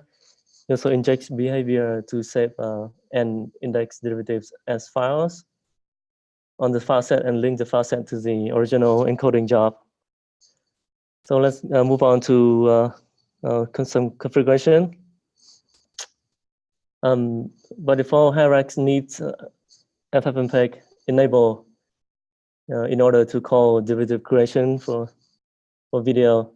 It assumes that we'll be using FFmpeg, but in this case, we are using active encode, so that's not really needed.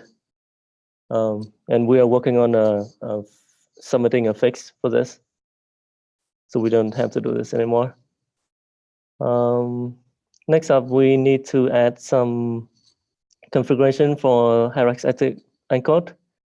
The first line you'll see here is we're setting the engine adapter to elastic transcoder, and there are some other options as well, such as the local FFmpeg adapter. The second line will set the option service that will tell active encode what to create based on the original file characterization, and we'll create this file soon.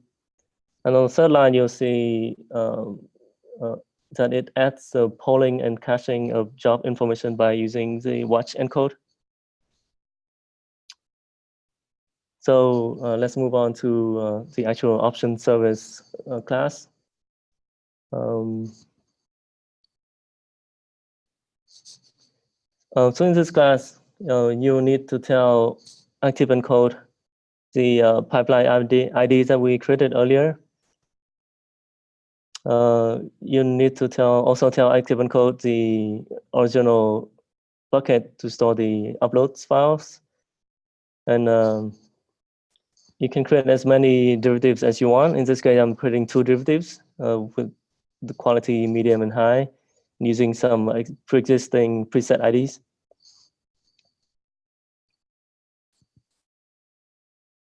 So with that done, let's create our actual work. Fill in some basic info as usual. And choose our video file. Click Save.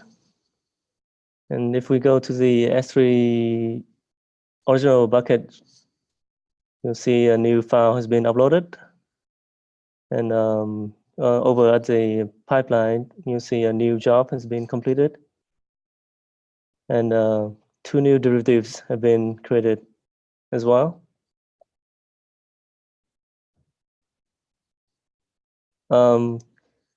So our video is here, but it's not playing because active encode doesn't try to craft a playable URL on its own. It just passes back the S3 URL and then let the user decide how to deliver it. So ideally, you would want to deliver this video using a CloudFront endpoint. But to keep it simple, I'm just going to craft an HTTP URL by overriding the Hyrax video partial.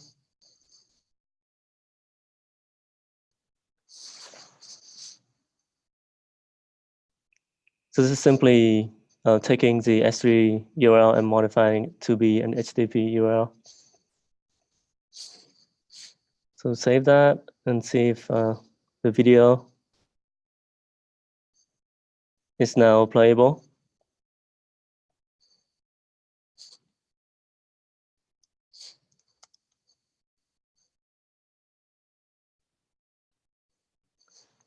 And yeah, that's it for the demo, and you know how to contact us. And the upcoming transcoding dashboard will provide an overview to all the encoding jobs. And it's coming soon. Thank you. Great. Thanks so much, Fong. Next up, we have Leanne from Notch 8 talking about implementing custom theme solutions in Haiku. Hi. Can you guys see my screen? Looks great and sounds great. Okay, good. All right, so I'm going to talk about implementing custom theme solutions in Haiku. My name's Leanne, and I'm a full stack developer at Notch 8. I love front end especially, and I have a special interest in user experience and design, which is why I wanted to share this project. First off, who is Notch 8? If you don't know, we're a consultancy based in San Diego, and we've been active in Samvera community for 4 years. And I'm going to tell you about this project. So this project is for PALNI and PALC. PALNI was a private academic library network of Indiana, and PALC is the Pennsylvania Academic Library Consortium Incorporated. And they had invited Notch 8 to set up a Haiku application for them. And the goal was to make the repository resources available to institutions with limited budgets and little to no IT infrastructure. So we set them up a Haiku application. If you missed Rob's talk yesterday, Haiku is a multi-tenant Hyrax application. It has the ability to host multiple repositories within the same application. And each tenant will have its own users, own objects, and its own look and feel. But the way Haiku is set up now, that the visual customizations were limited. And they really needed to have a broader customization solution. They are going to have multiple institutions sharing the same application. So they really needed for each tenant to be distinguished, to have its own branding, and to be able to match their existing library sites as much as possible. So our custom theming solution started with just expanding the existing color customizations that already existed within Haiku. We wanted to add the ability to have them upload their own custom logos and work and collection images. And we wanted to give them the ability to choose fonts to use and also to write custom style snippets. Currently, Haiku, you can use you can upload a banner image. You can change the header background color, text color, primary buttons, and footer links. And this is what that will get you. So you get a current look of Haiku where you can change basically your header and footer. And you still weren't able to change like the tabs on the homepage. So our first mission was to expand the color customization. So we can see we added search bar background and text, hover state for links, the ability to change the colors of the default buttons as well as the primary buttons, the changing of the colors of the homepage tabs, and the ability to style colors on the background for the facets and the border and the text on the facets. We also added the ability to upload the individual logo to be used in the nav bar. They can add their institution logo, and we also added the ability for custom default images for collections and custom default images for works.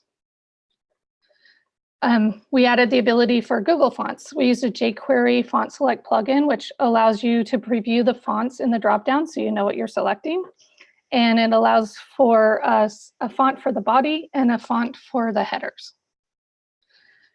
And especially exciting to me was the ability to add your own CSS code right from the admin panel. We installed the CodeMirror Rails gem. We added hooks onto each page on the body tag for the controller and actions, so you can style each page individually right from your admin panel. And it really expanded the customization, and each tenant can write their own CSS, and there's no need for a new deploy or for, it can all be done right from the admin, and it's updated immediately. Here's an example of me without just playing around with these customizations. You can see you can have a better branding and keep things more consistent to your institution for each tenant. And then here's some real life examples of what we were able to do with sites in the Palni and Palsy site. So you can see it's a lot of customization right from the admin panel. And here's some more examples from Palni and Palsy, and you can see each tenant's branding is really consistent with their existing institution. And thanks to Palni and Palsy, we are currently in the process of contributing this right back to Haiku. So all the Haiku applications will have this custom branding and custom styling opportunity going forward. Thank you. Thank you, Leanne. I think there's some questions that are popping up we'll be asking you in the question section. Next up, we have Jonathan, and he's going to talk about implementing an alternative Rails-based digital collections architecture.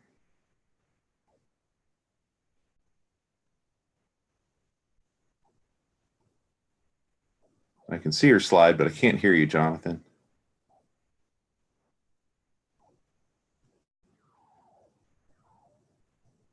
Forgot to unmute myself, and I couldn't figure out how to do it without redoing this. Okay, you can hear me now. Here we go. So, here at the Science History Institute, we're building a new digital collections application in Rails to replace a Sophia application, and simultaneously building a toolkit called Kite, meant to help you write a digital collections app in Rails that is as Railsy as we can without making flexible app writing painful, but no Railsier. So I'm going to give you a very fast code tour of what using Kite tools in a Rails application might look like. As soon as I can figure out how to operate my slides. So we might want to make an active record model like a work that will have complex, repeatable, and structured data. In this example, we can see we have an additional titles attribute that can consist of 0 or many strings, and an inscriptions attribute that can consist of 0 or many embedded inscription models. You can see the inscription model defined with a location attribute and a text attribute, and ordinary Rails validations saying both are required. These attributes are all serialized in a single JSON column in a Postgres database, so it can be altered without Postgres schema changes, as well as easily serialized for interchange or preservation. You can work with these attributes just like ordinary active record attributes. For the inscription model attribute, we can set the attribute as an inscription model instance, or to a simple hash specifying the attributes of the inscription. It's cast and saved the same either way. We can save it with an ordinary active record save call.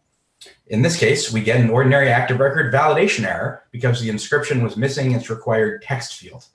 That all worked out even though the validations were defined on the embedded inscription model. So when we have complex, repeatable, structured data in our models, but we still want creating an HTML form to be very much like an ordinary Rails, analogous to creating forms that span active record associations. So Kite provides a helper on top of simple form to let you create repeatable form fields, including for nested models like inscription, as easily as simple form normally is, which you can see here.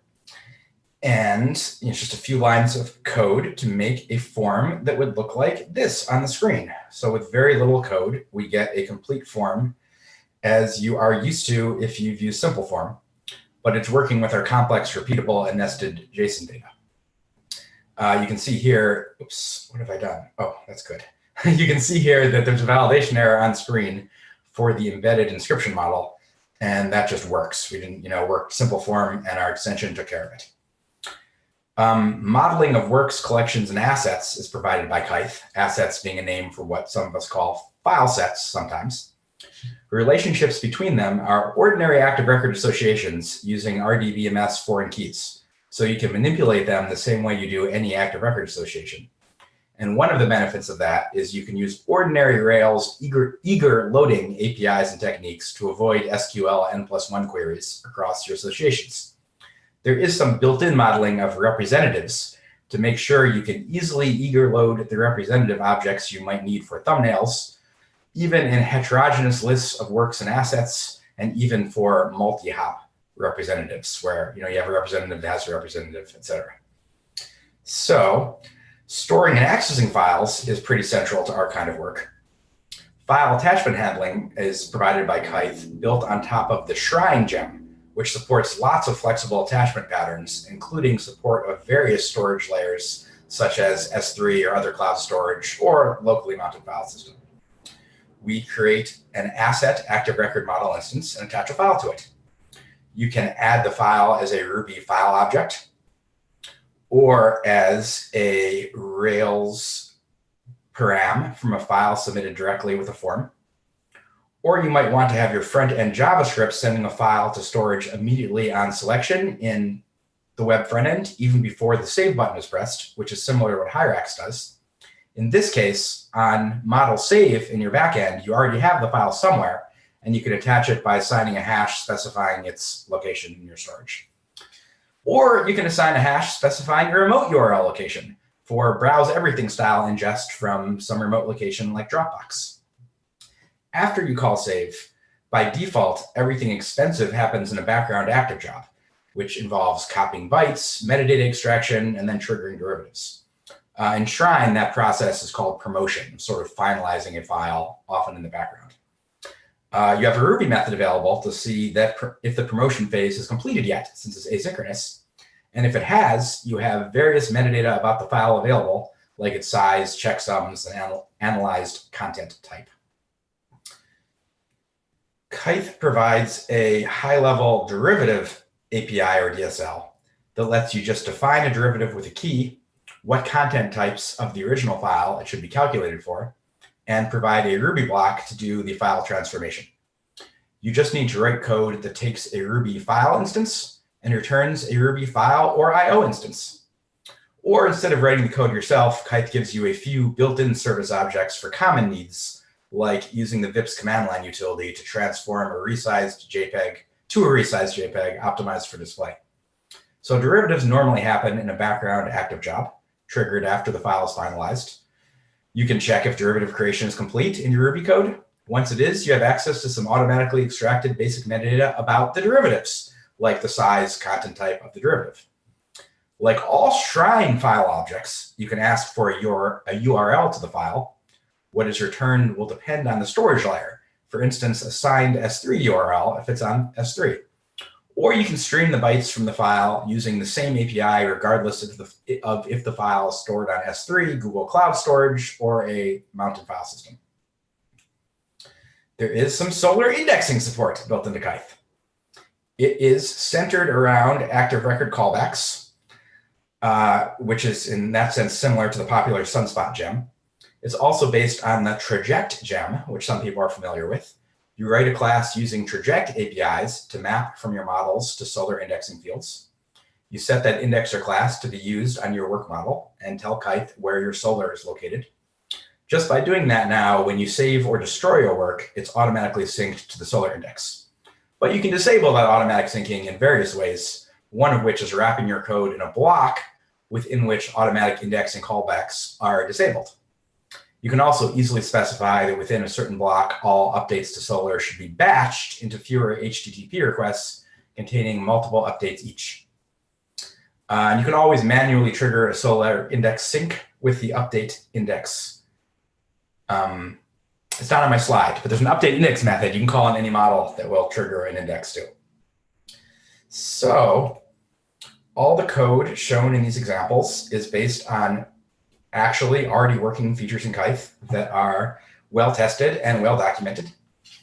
And I think if you're considering writing a Rails app that's not based on a solution bundle like Hyrax, so you're actually going to be writing the Rails app in terms of some more primitive building blocks, I think it might make sense to consider Kythe.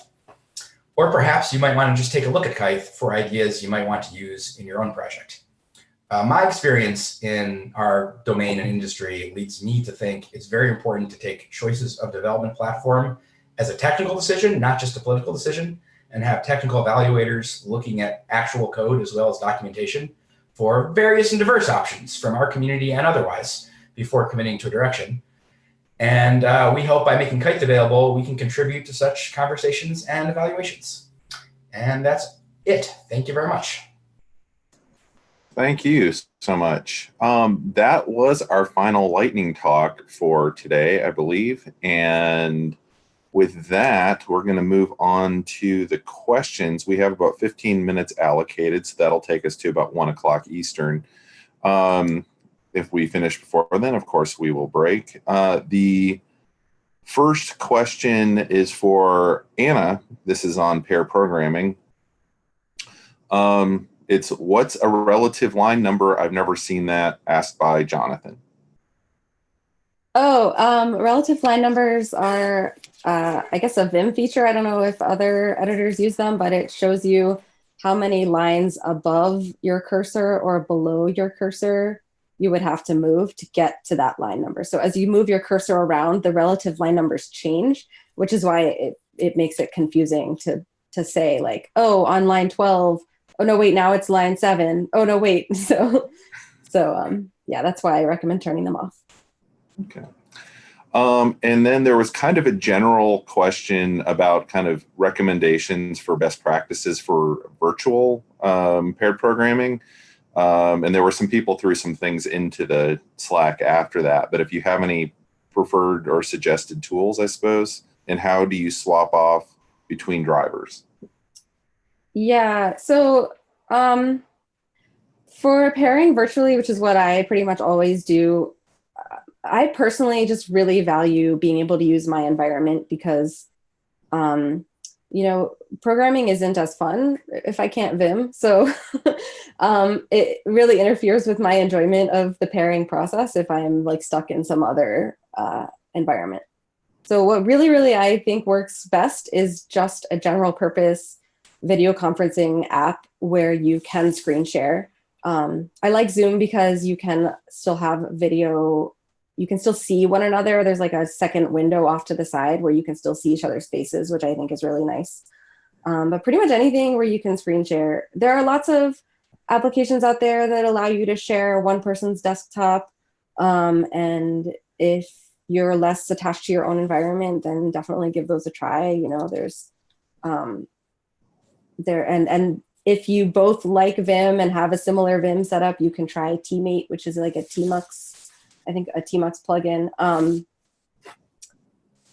But yeah, I think that, and especially if you're just getting started, the video conferencing solution works well. It does mean there's a little bit more setup that you have to do when you switch between the driver and navigator role, because you have to either push up what you're working on and then pull it down. But usually that's okay, I think. And I just want to mention really quick, if you're pairing in person, I actually think that's sort of a more difficult thing to achieve in terms of your setup, because you can find yourself sort of huddled uncomfortably close together around a screen that's tilted badly for everyone. So if you're going to pair in person, I would recommend trying to have two screens plugged into the same computer so that everyone can really fully see what you're working on when you're working together. Cool. Thank you so much. The next question is on Fedora and OCFL. And Jonathan asks, is this list of OCFL benefits easily accessible from OCFL GitHub? This is good to remind oneself what the point is. Yeah, so I responded to that comment, and actually I already opened a GitHub issue to have those points added to the landing page for OCFL. So yeah, great suggestion. Thanks. Next up is on the topic of Valkyrie. John asks, and I'm going to try and read this. It says, in Figgy, 3.3 million objects, mostly pages. Page equals object? Just confirming. Yeah, when I say pages, I mean most of our items are books, and a page is like a file set. So most of them are like a single TIFF representing a page in a book. The next question is from Stephen. It says, Valkyrie SQL, can those multiple databases be heterogeneous?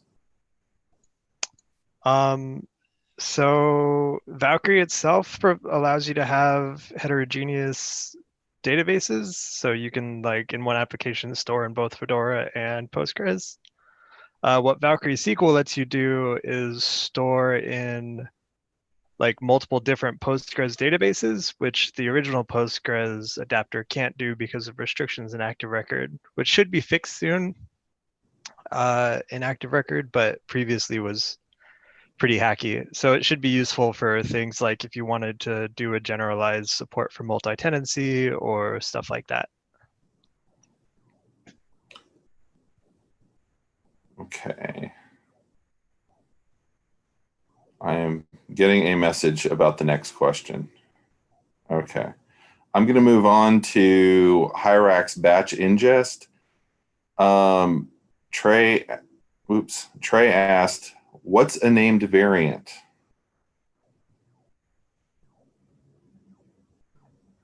I don't think that was on mine. I think that was on Sean's. Okay. Yeah, I think it was for me. Okay. So the idea of a named variant could be a couple different things. Like in the case of, in the problem domain of derivatives, it's something, Hyrax just thinks of it as file extensions, for better or worse. But it could be other things like image scales. You could have 3 different JPEGs for an asset. One's a stripped version, one has metadata embedded as like EXIF or IPTC metadata inside the JPEG file. You have different versions of very similar files, and you want to give them names. So right now in Hyrax for derivatives, there's a fairly simple way to do that, but it's tied to the file extension. For some of the general purpose APIs, the challenge is that there are certain limitations to what you can and can't store for named variants. Active storage does not support anything. But my understanding is Shrine might support a little bit more. This is on the same topic. Trey asks, does commit in work_files save the work you're attaching derivatives to? Generally speaking, yes. There's a way to do this just for derivatives in the work files gem, that when you're only touching derivatives and you're using a work derivatives adapter alone, not in synchrony with the work files adapter, it will only touch the file system and won't save the work, because there's no need to save the work unless there's not already a file set. That would be a case where if you have a bare work that you've created as part of a programmatic ingest and it has no file set on it, we have to obviously have a file set in order to be able to store derivatives on the file system. But so there's narrow cases where the work won't be saved, but in most cases, the work is in fact saved because we have to add members to it. At the very, very least, the file set, the primary file set on the work, assuming one file per work, would be saved. If there's multiple files per work, then potentially multiple file sets are being saved. The next question is on the timeliner from Jonathan. It says, what are the benefits of using an IIIF auth protocol modeled on OAuth 2 instead of just using OAuth 2, especially if you have to make non-standard tweaks to the IIIF auth spec? So IIIF auth just provides a way to define what the authentication flow is for the IIIF client. So I think it's because it's written into the spec, it's just known and handled as opposed to having to deal with that within the special part of the JavaScript. The tweaks that were made is just kind of the evolving of the spec. The IIIF auth spec just hasn't caught up with the changes within presentation 3.0. And so this is just kind of we're just bleeding edge on that part. The next question is on the topic of implementing custom theme solutions in Haiku. Lynette asks, is the customization work being ported to Hyrax? So the answer there is we're in the process of having it imported into Haiku first. And once it's done, we can, if Hyrax wants that, we can move it up to Hyrax. And our final question is on implementing an alternative Rails-based digital collections architecture. Trey asks, how do you order members? Using a Rails plugin? Yeah, so no, we don't use a Rails plugin. So I didn't go over this, but the built-in modeling, the work to member association is one-to-many instead of many-to-many.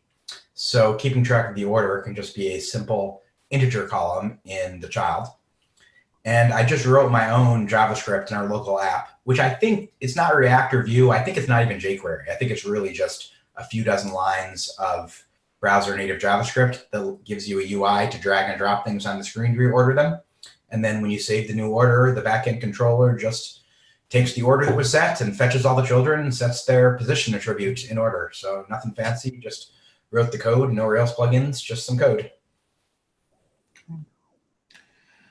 And that is it for the questions, unless something's coming in that I have not seen yet. We are going to break until 1:30 Eastern. I believe that's, what, 10:30 Pacific? And we will be back then. So thank you so much, everybody, for a great morning, midday, whatever it is for you. And we will see you again here at 1:30, where Northwestern will pick up.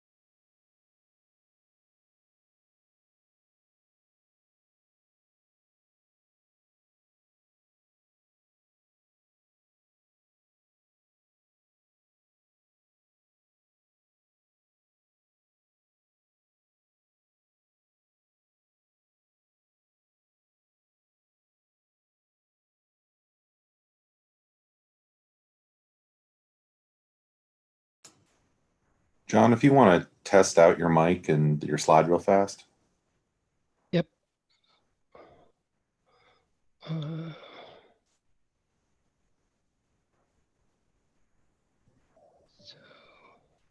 I can't hear you, so that's definitely one. Yeah, okay, good. Right, I thought, how do I pick a particular window? I'll just do this. Is that coming across? Oh, that's perfect. Okay, good, I think we're good. All right. And we'll get started in about 3 minutes. Thanks. Thank you.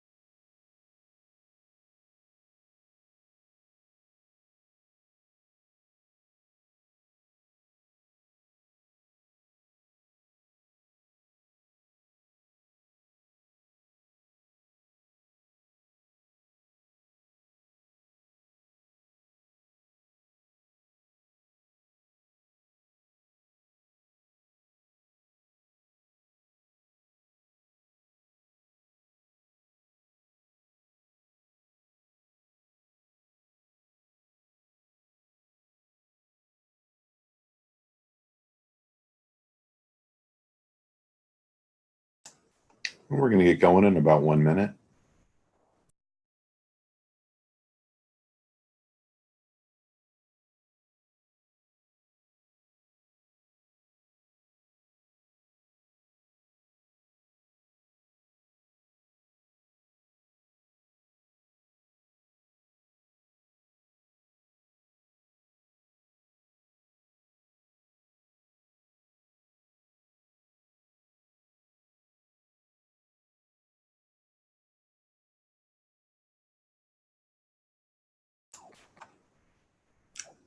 Hi, everybody, and welcome back for the final hour of Samvera Virtual Connect 2019. Thanks for sticking with us.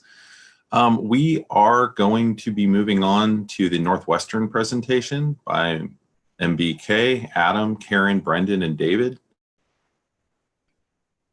And I think Michael is the one who is sharing slides. And Michael, are you unmuted or muted?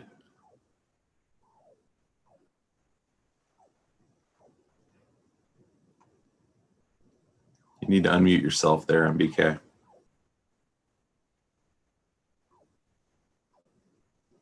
Hi, yes, it is. It was difficult because I went into slide presenter mode while still in, while my Zoom toolbar was on the wrong desktop and it wouldn't let me move my mouse over there. So, assuming I am now both audible and my slides are visible, I am Michael Klein from Northwestern University Library's Repository and Digital Curation Work Group. And I'm here to talk about some of the changes we've made and the ones that we will continue to make as we keep moving from a managed server environment to a hybrid managed instance cloud environment, which is kind of where we are now, to a cloud-first services-based environment, which is where we would really like to be. When we last met, this was the state of our AWS infrastructure. I'm going to spend a lot of time on this slide because it's a great place to discuss what we've got and what has changed since we showed this poster at last year's Samvera Connect meeting. First of all, we need to fill in a few gaps in this poster. We need to add Arch, which is our institutional repository built on Hyrax. And we also need to be able to see our Solar Cloud and Fedora instances, of course. And just a little bit about our application stack. In addition to ingesting images and metadata into Fedora and Solr, our staff ingest tool, Donut, creates tiled pyramidal TIFF derivatives and writes them to an Amazon S3 bucket and indexes metadata for discovery and display into an Elasticsearch index. I will get to the Elasticsearch part later. This common index serves the same function within our infrastructure that Blacklight uses its Solr core for, indexing disparate content from multiple sources with enough common elements to drive a unified discovery and display interface. Right now, Donut is the only application writing to that index, but the goal is for all of our repository applications to feed into it. We also have our digital collections discovery interface, which is a single-page application written in HTML, CSS, JavaScript, and the React.js library.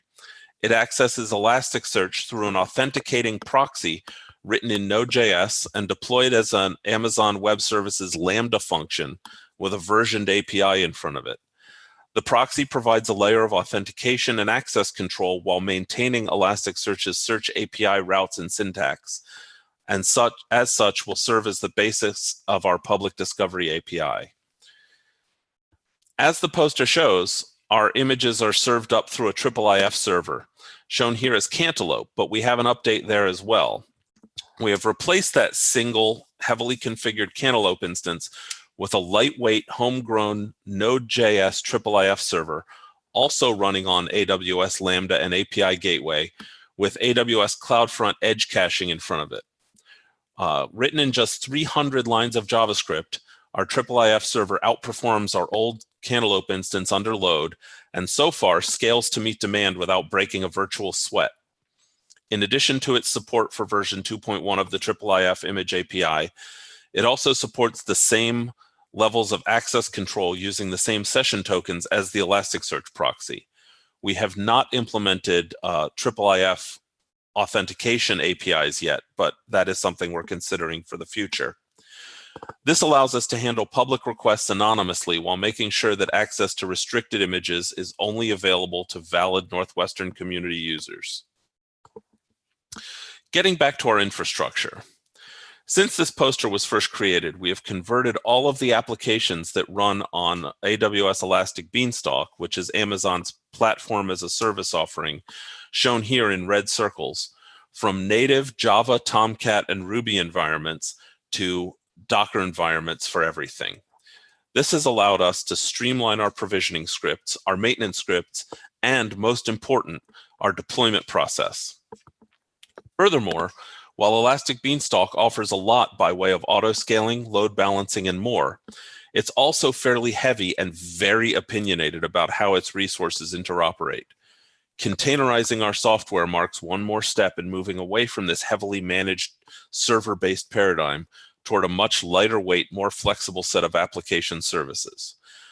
For example, our Donut environment includes a batch worker instance that, under the Elastic Beanstalk model, runs 24 hours a day, 7 days a week, whether there's work to do or not. We can scale it up, we can scale it down, but it's always there, and it's always running this T2 medium-sized AWS virtual server instance, because that was the best balance we could find between the money we wanted to spend on that batch worker and the work we needed it to do. But a lot of that time it runs and a lot of the money spent is wasted. So now in our staging environment, we have a version of it that scales down to 0 instances when it hasn't had any work to do for an hour, and then scales up a certain number of extra large instances when a Lambda function notices that there are messages waiting in the batch worker queue. That allows it to throw real power at problems when there are problems and shut down when there's nothing to do. We've learned a lot as we've gone through this process, and we're continuing to learn as we go, and that's an important part of working with this kind of cloud-first thinking that we're doing now.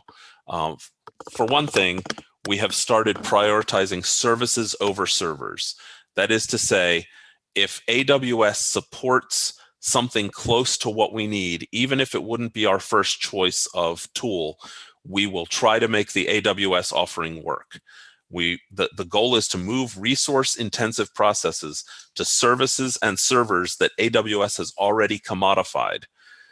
This is more than just not reinventing the wheel. This is more like subscribing to a virtually unlimited supply of wheels on demand and getting automatic regular wheel updates in the process. We're not just using Amazon stuff, we're also borrowing their expertise and administrators as well to a certain extent. For example, rewriting our IIIF as a serverless application has resulted in blazingly fast response, no servers or environment or configuration to maintain, only code, and it scales responsively, immediately, and intelligently to the demand. Because every Lambda instance is an isolated function call with its own dedicated resources, the 1000th concurrent request responds as quickly and with the same amount of overhead as the first request did.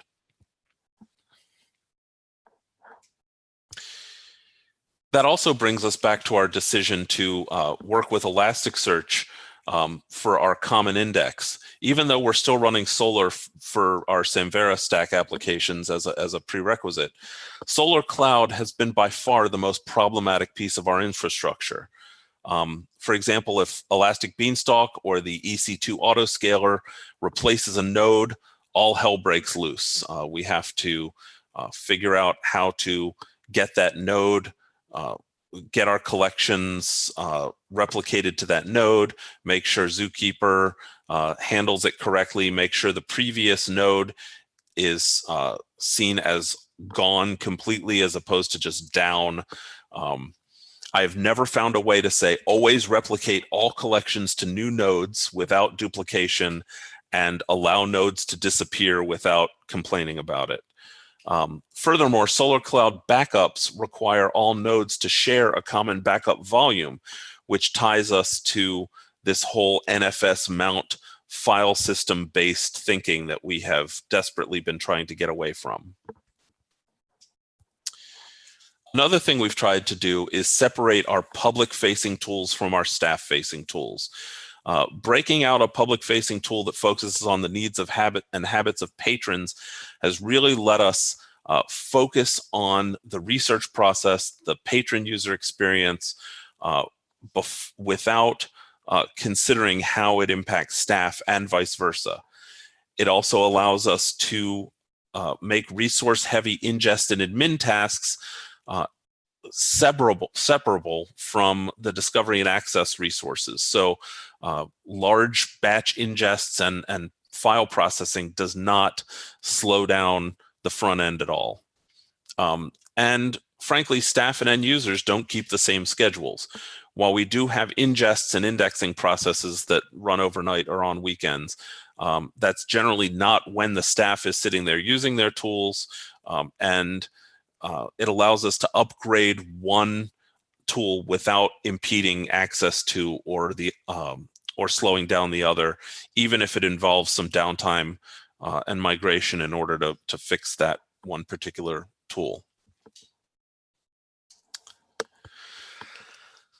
In doing this, we did not set out to follow a particular development and deployment methodology, but so many of the solutions we came up with on our own and stuff we started doing anyway were so perfectly aligned with the tenets of the 12-factor application methodology that it seemed worth digging into the whole thing. This slide shows just the introduction section from the 12-factor methodology manifesto at 12factor.net. I'm not going to read out the whole thing, but the ones that really jump out at me are the idea of having a clean contract with the underlying operating system, make your application portable between execution environments. Your application should not have to spend a lot of time installing prerequisites and dependencies and modules every time it deploys and starts up on a new server. We also want to minimize divergence between development and production, and of course staging, which allows us to eliminate the mistakes that happen and the incompatibilities that will occur when moving from a developer's laptop to a staging environment, to a test environment, to production.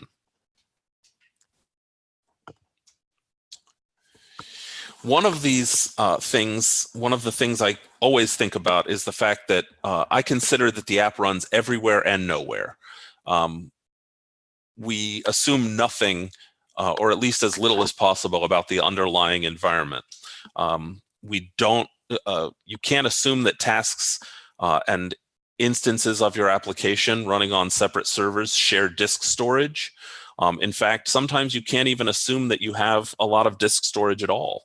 AWS Lambda has a 500 megabyte limit on local temp storage. It is not shared among instances. It also has a maximum of 3 gigabytes of RAM per instance, and it doesn't clean itself up between calls if it's using a cached instance. So our IIIF server has to deal with the 3 gigabyte limit and the fact that the file it's working with is not on local disk. It has to work with it remotely.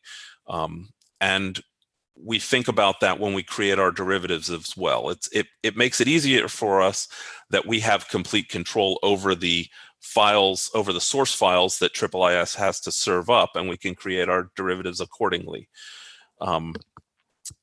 We always work with URLs, not path names. If something is a path name, it has a file scheme in front of it. But we're always quite explicit about where things live, as opposed to just assuming they're on disk. We move data as little as possible, get it to where get it to its final resting place as quickly as possible and work with it there. Retrieve only what's needed. For example, the media info tool that we use to characterize audio and video can handle most formats remotely. You give it a URL and it can fetch headers and stream information using range requests and never has to download or even look at most of the file to give back its technical metadata. So using it, letting it touch the file remotely and grab only what it needs saves a huge amount of time and resources and bandwidth. Environment config is always favored over file-based config because it's easy to feed environment variables to a cloud server, but it's kind of tricky to write configuration files for every case. And finally, you can't let scaling and concurrency be an afterthought. You have to think about them constantly. Every step of the way, everything you write, you have to think, will this scale? Will this get in the way of other instances trying to do the same thing or similar things? Other concerns. Your application has to spawn fast and die fast.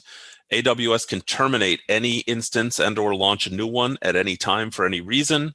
Graceful shutdown is common but not guaranteed. So quick startup and initialization are crucial to keeping your app responsive and moving along. Your code also needs to be reentrant and idempotent. It needs to be prepared to pick up where it left off. If it was cut off in the middle of a process, it needs to be prepared to detect when it's been asked to repeat work that it's already done, because you might get duplicate messages and requests for work at that scale. So rather than creating more derivatives and duplicating work and redoing the same stuff and leaving things in an unfinished form, it really needs to be on top of what it's already done, knowing how to look at an object and see what has already happened, what still needs to happen, and not assume that it's always starting from the beginning of a process. We also work hard to minimize developer pain, for which we use Docker and Docker Compose a lot in our dev environments.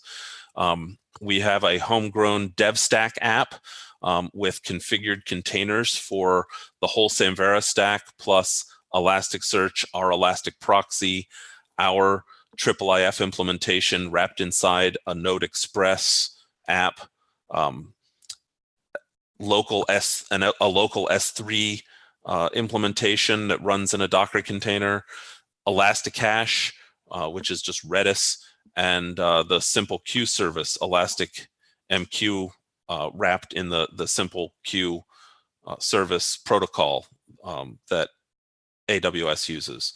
We have development and test modes. In development mode, data persists even after you bring the stack down and bring it back up, unless you explicitly delete your volumes. Nothing is written to your local disk. Everything's in Docker volumes, so having multiple instances is pretty easy. In test mode, by default, data is cleared every time the stack comes down. We have unique port mappings for development and test modes that are known to our application configurations. So if you happen to have a machine that is beefy enough to run all these Docker containers at once, which some of us do, just barely, we can run development and test modes side by side and keep running tests in between development cycles. We have application definitions that know what containers to start for each app. So if I say dev stack up donut, it brings up Fedora, Solr, Elasticsearch, IIIF, and S3. And it doesn't need any of the other stuff. If I want to bring up just our digital collections front end, it knows it only needs to bring up Elasticsearch, the proxy, and IIIF and S3.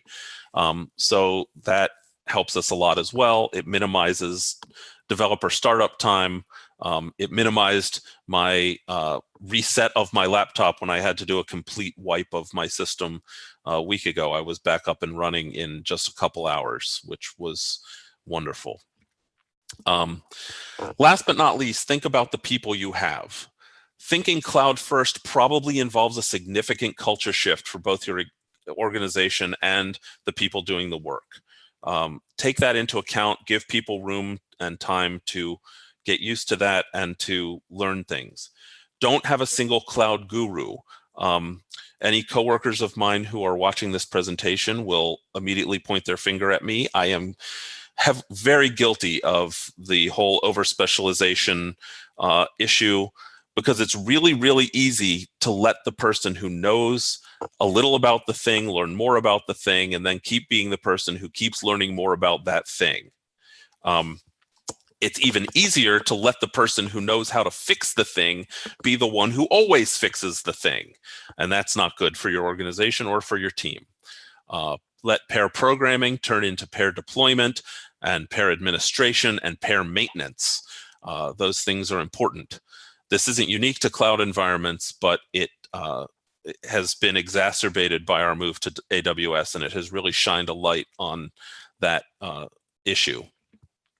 If you'll excuse a very nerdy D&D metaphor, also know your programmers' alignments, how to work with them and how to handle the challenges they bring. I am kind of chaotic good. People will, I think the reaction to me a lot is, hey, this is working great, but you did what to get it there? And I often have to either explain myself or rethink my approach based on that aspect of my own personality and development style. Get everyone outside their comfort zone, yes, even when it makes things take longer. Respect people's different modalities of learning and working.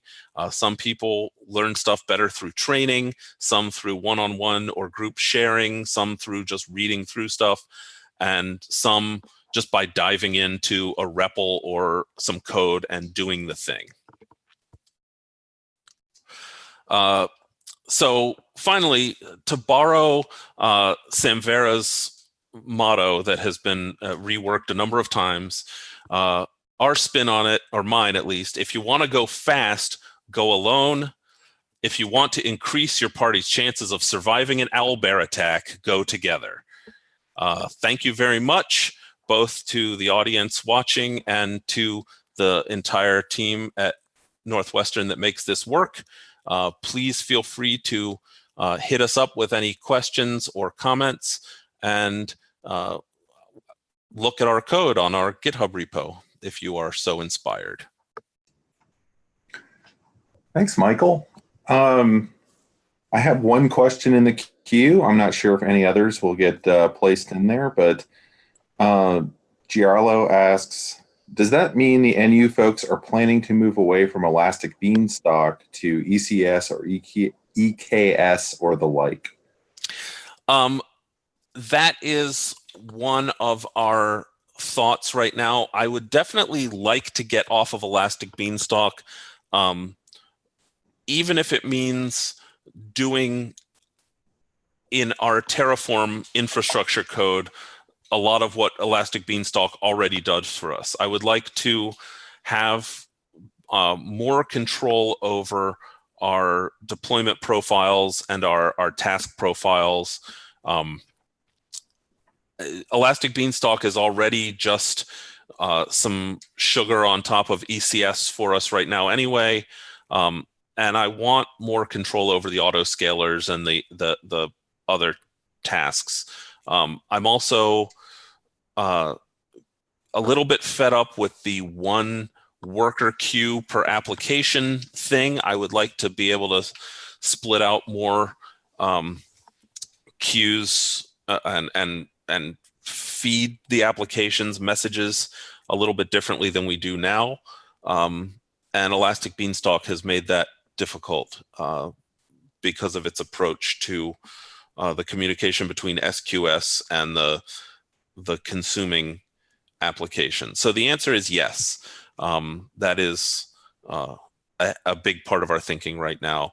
I'm also interested in the idea of tiny containers that run, do some work, and quit. And that is also kind of anathema to the way Elastic Beanstalk wants to work. So, yeah. Okay, and one more question came in from Trey. Do you have strategies for moving to other clouds eventually, or is that a problem for a far future day?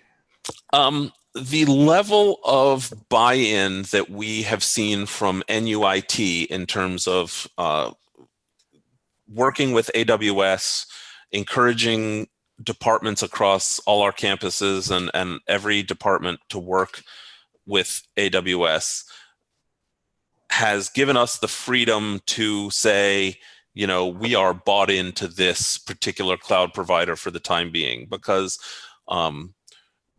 right now our pain would be minimal compared to the pain experienced by NUIT, for example, in moving away from AWS. So any switch that may occur is going to have a ton of lead time and a ton of planning time behind it. So we've decided not to be too scared about vendor lock-in.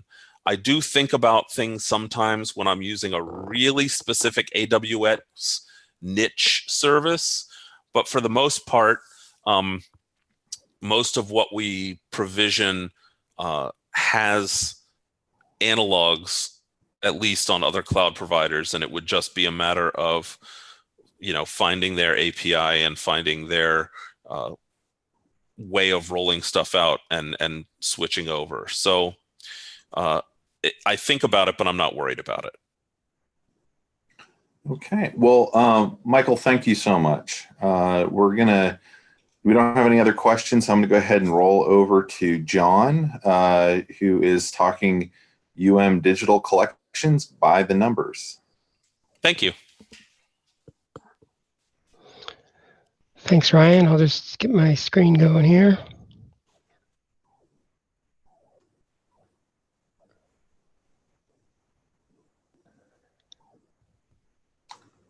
Okay, that works. Okay, good. All right, hi everybody. I'm going to talk about the University of Michigan Libraries Digital Collections by the numbers. And I want to say right off the bat here that I linked my slides to the program, and kind of encourage you to get that file and follow through. There's some links here and there. You could even look ahead, think about questions you might want to ask me. I'm hoping there will be some questions or comments. And so I just want to mention that. Let's see. So just briefly, I'm John Weiss, head of digital library applications and library information technology at the University of Michigan. I've been here kind of a long time. And I'm a member of Samvera steering group just since for the last year. And I say, I'm from the 90s, and that'll be sort of a little bit of a theme here that I'm going to talk about some of our older stuff. And because I find a hard time thinking about what we need to do next without thinking about really what we've done and where we're at now. So I want to share some of this will be a higher level, not so technical perspective on kind of the landscape of things that we're dealing with here at Michigan and the challenges we have of getting off of a system we built 20 years ago and has a lot of content in it, a lot of different types of content. How do we move forward out of that space? And I want to share this from this view because it's great. There have been so many good presentations, and a lot of them are fairly technical. It's interesting to hear about infrastructure. Northwestern's presentation right there was, really nice example. But it's like, mine's going to be a little bit more about the why. And I know y'all have your own whys. I'm trying to find out who else has a why that's sort of like ours. So we have this old system. It's called DLXS, and it's from the 90s, kind of like me. And we built this thing in the 90s. It's served us very well. Otherwise, it wouldn't still be running. But we also, we got sidetracked a little bit there, building HathiTrust, and didn't have all of our attention on DLXS, and so have come back to it somewhat, but also really know we got to move off of this. And so we're looking forward. We're looking at Samvera. We're thinking about what we need and trying to come up with solutions. And we're pretty early in that process. We've done a lot of analysis, but haven't really done a whole lot of building yet.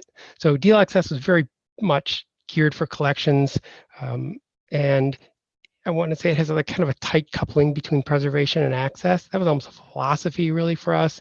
And it's configurable at many levels. I'm going to mostly talk about text and image collections today. There's a few other things.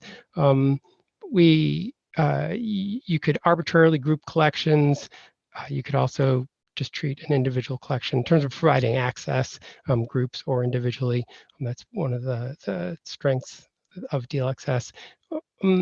But also divided things by format and behavior. Books go in the text system, images go in the image system, except when they don't. Like sometimes something that was really a book, we put it in the image system because some of the functionality was more similar, was like right for that particular manuscript or whatever. And so the lines got blurred along the way, and now we need to tease all that apart again in order to move forward. I think we all mean something different by scale, or at least there are many different versions of scale and scaling and things we're trying to scale. And what we mean by scale, I liked how much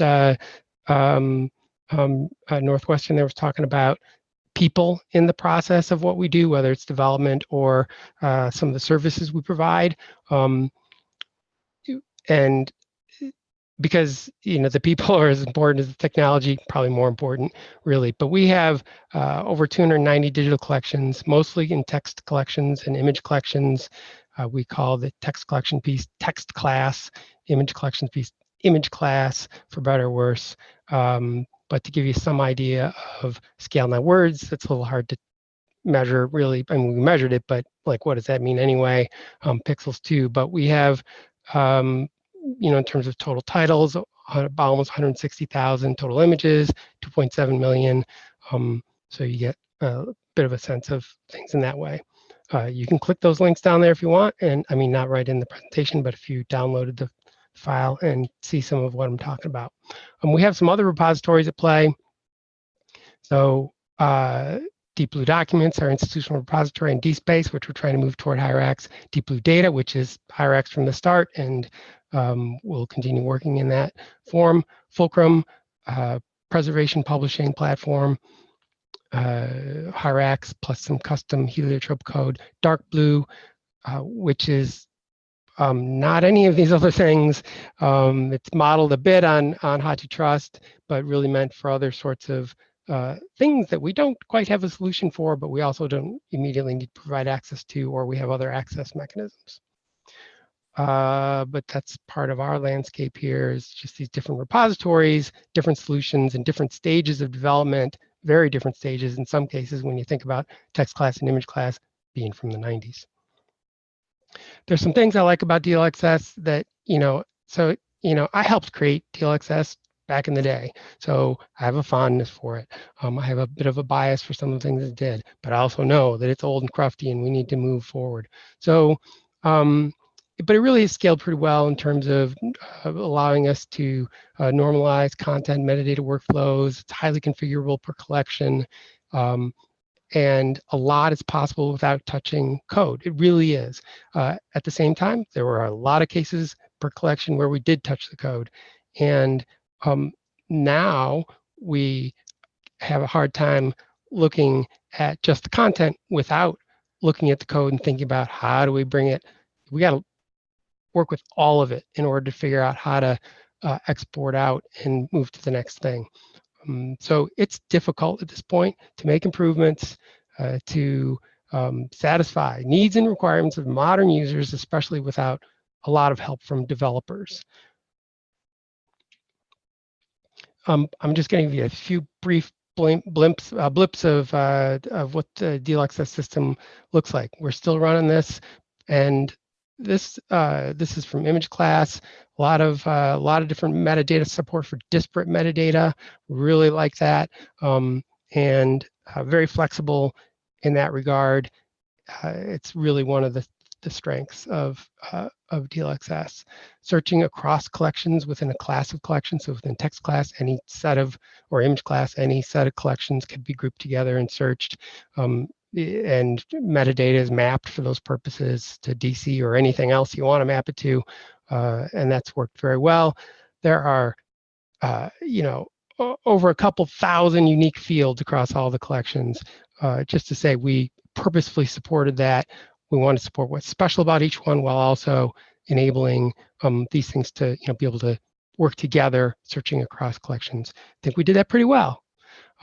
More recently, we've added IIIF support, universal viewer integration. This was a lot of work, actually, to work these into an old system. It took months of figuring out what we wanted to do and working it in.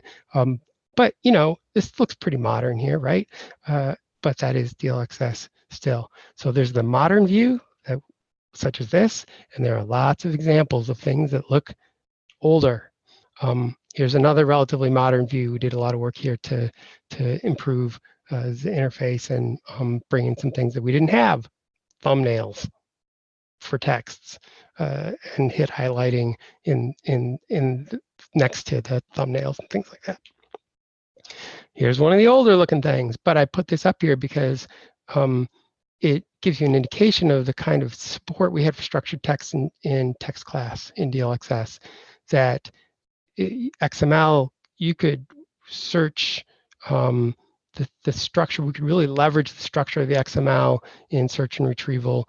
And that's one of the things we don't think we can probably support in the same way going forward, though we haven't ruled it out. We can explore that. Just for fun here, top 10 Google searches for our digital collections. You'll see a theme here. The bold one is the one that stands out as being a little bit different, Middle English Dictionary. But it's not just the top 10 Google searches are about the Bibles we have online, but the top 1,000. I mean, it's really a high percentage, over 90%, I'm sure, of the top searches in the top 1,000 are going after Bibles. It's fascinating. But Middle English Dictionary. So here's something we've done just recently. We took one of our very old interfaces and systems and moved it forward. It wasn't in DLXS. and it's not in DLXS now. This is a blacklight solution for the Middle English Dictionary, and we feel pretty proud of it. Did a lot of work on accessibility and bringing this into the modern day. So I just thought, since it showed up in the search results, that I'd throw that up there because it looks so nice. Growth of collections over the years. We only have data back to like 2004, but you kind of get an idea of the growth curve here. Number of collections on the left, just like pretty steady climb up there. This is text and image collections together. Number of objects, again, pretty steady climb from 250,000 to around 800,000. And just to give you an idea of what that's looked like for us in the last year in text collections, we've updated or released 15 collections. 3 of them, 3 were new, 12 were updated at least once in the course of the year. Image collections, 5 were created new, 21 updated at least once in the last year. Often they are updated multiple times, some weekly, it just varies. This is another element of scale I want to talk about, like the content sources, like where are these collections coming from? Text collections and image collections. And if you take a second to kind of scan down this list, you will see a lot of different sources, and these come from across our campus, sometimes outside of the university, district libraries, but museums on campus, all the libraries, pretty much like everybody in the library museum category on campus relies on us to provide access and preservation services. And that's been part of our role, and that's been something we've been building for many years. And every one of these is, it's not just a data source, of course, it's a relationship to manage, and people, we have people working on those relationships, and it's important that the relationships get attention as much as the technology. So how do we get these things into DLXS? Many different routes, formats, transformations, configurations, remediations, repetitions. It's always mediated, and it's always batch loaded. And we try to automate things when we can, like the History of Art department does updates a couple times a week, and that's pretty much automated. And they put things where we can get them, and we pull them in. The museums have been doing really nice work together to consolidate their databases onto like one platform for managing those. And that has really helped us because it pulled all these databases out of all these nooks and crannies across the campus and into one place. And then we have one person we can, person and a platform we can work with in order to on workflows and integrations and automations and things like that. And it's been really awesome, and it's getting even better. And so we're a big organization here at Michigan. We have 55 people in our library information technology department across 4 departments. That's in our division, 4 departments. One of our departments is digital content and collections, and everybody's contributing in different sorts of ways, and it's really important that because of the scale we're working at, and we've worked up to this scale, and we've worked up to this size of staff. But I want to point out that pretty much all the digital collections flow through 3 people at some point, and they're involved in every one of them, every creation of a new collection, and making sure everything works. They're managing those relationships across campus, and that's a really important role they play, and the people in the process. I just want to emphasize how important that is.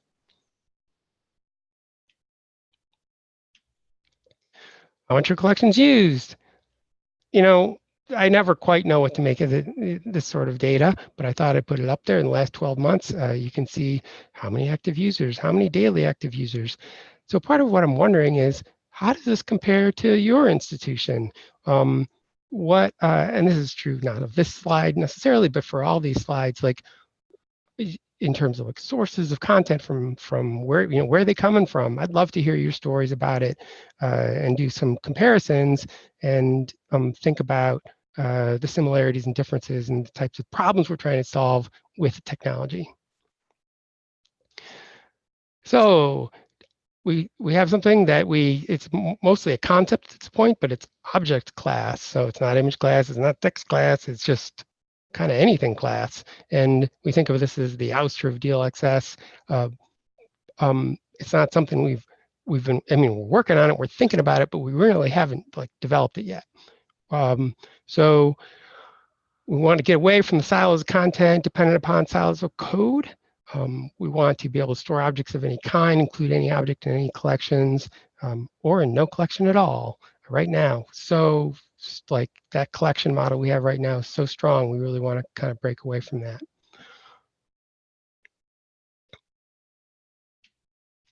So how are we going to get everything out of DLXS? Well, there's this export all button. We're just going to hit that and boom, we're going to be done. Of course, it's nothing like that. We have to do quite a bit of analysis.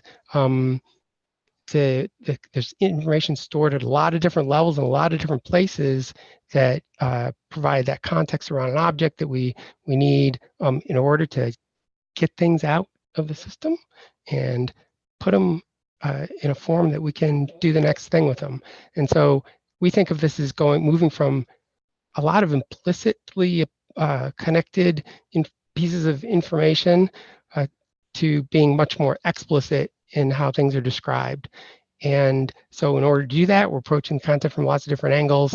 There's collection level configuration that's in like database tables and files and file system, indexes, databases. It's all part of the DLXS system and how it works. We understand that, but in addition to just dealing with the files on disk, we're actually hitting the middleware in order to get XML output that has both interface elements, behavior elements, as well as the content itself. And we're bundling all that up into objects using Baget, METs, and we feel that by pulling it out and putting it into standard formats, because we don't have that within the DLXS system, not in that way, that this will give us things in nice containers that we can work with, and will give us the flexibility to go a lot of different directions. So we've been prototyping these processes and I'm working toward that. And now starting to think about, okay, what do we actually want to build in order to do the work of the future? The top 4 things. Okay. Thinking about the next system, we really want just rock solid core digital preservation functions and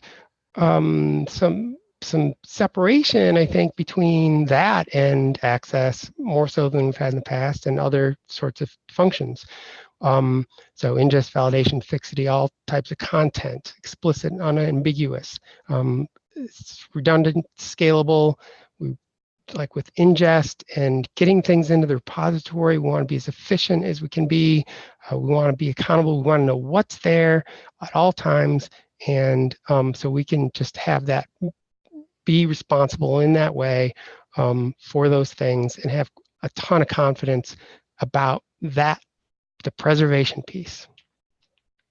2, flexible metadata support. I talked about that in DLXS. We like that flexibility, and we'd like to continue having that kind of flexibility and supporting it. And we think we know what to do, at least in a conceptual sense, to continue supporting that. We feel it's really important given how many different content sources we have and services we're trying to provide.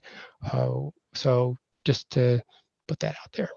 3, rapidly evolving high quality user interfaces. So I think that those core rock solid preservation, that piece of it, it isn't, once we get that established, it's not going to evolve as quickly as, for instance, user interfaces.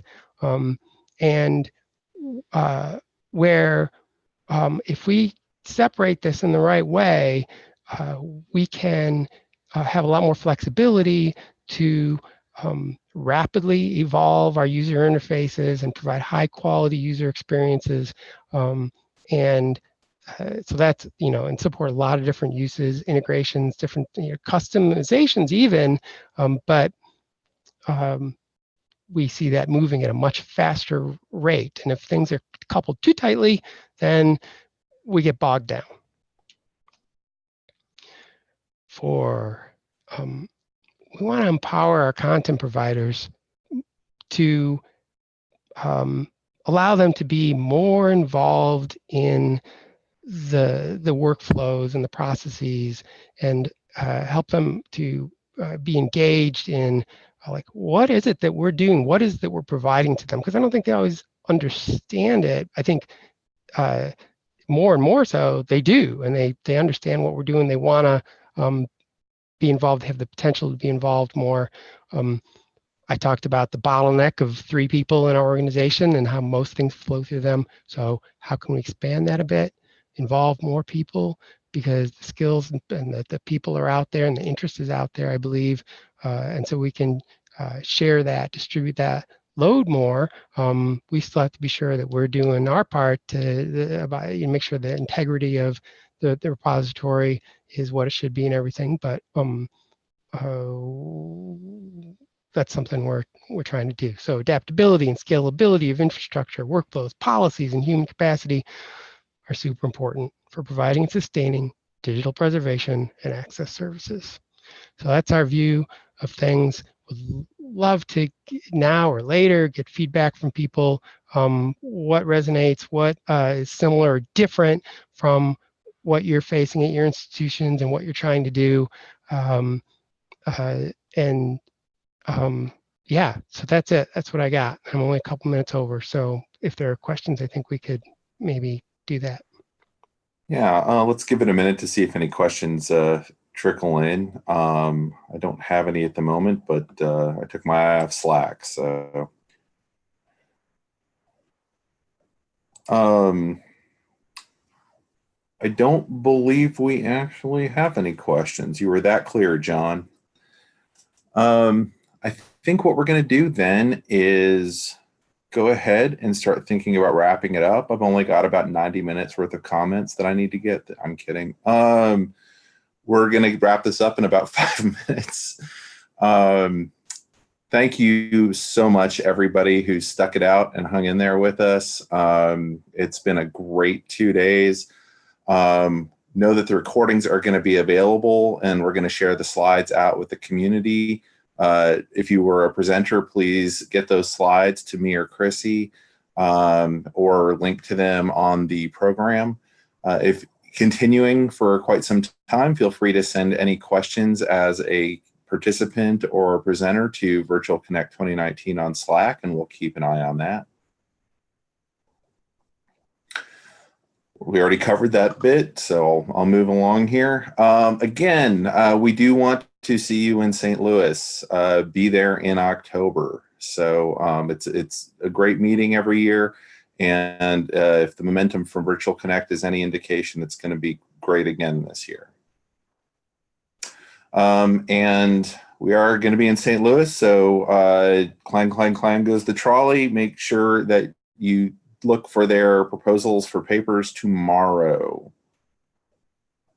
And again, thanks team. This is my thank you to the great team I got to work with over the past several months, and a special thank you to Chrissy, who co-chaired with me and was our leader and guru.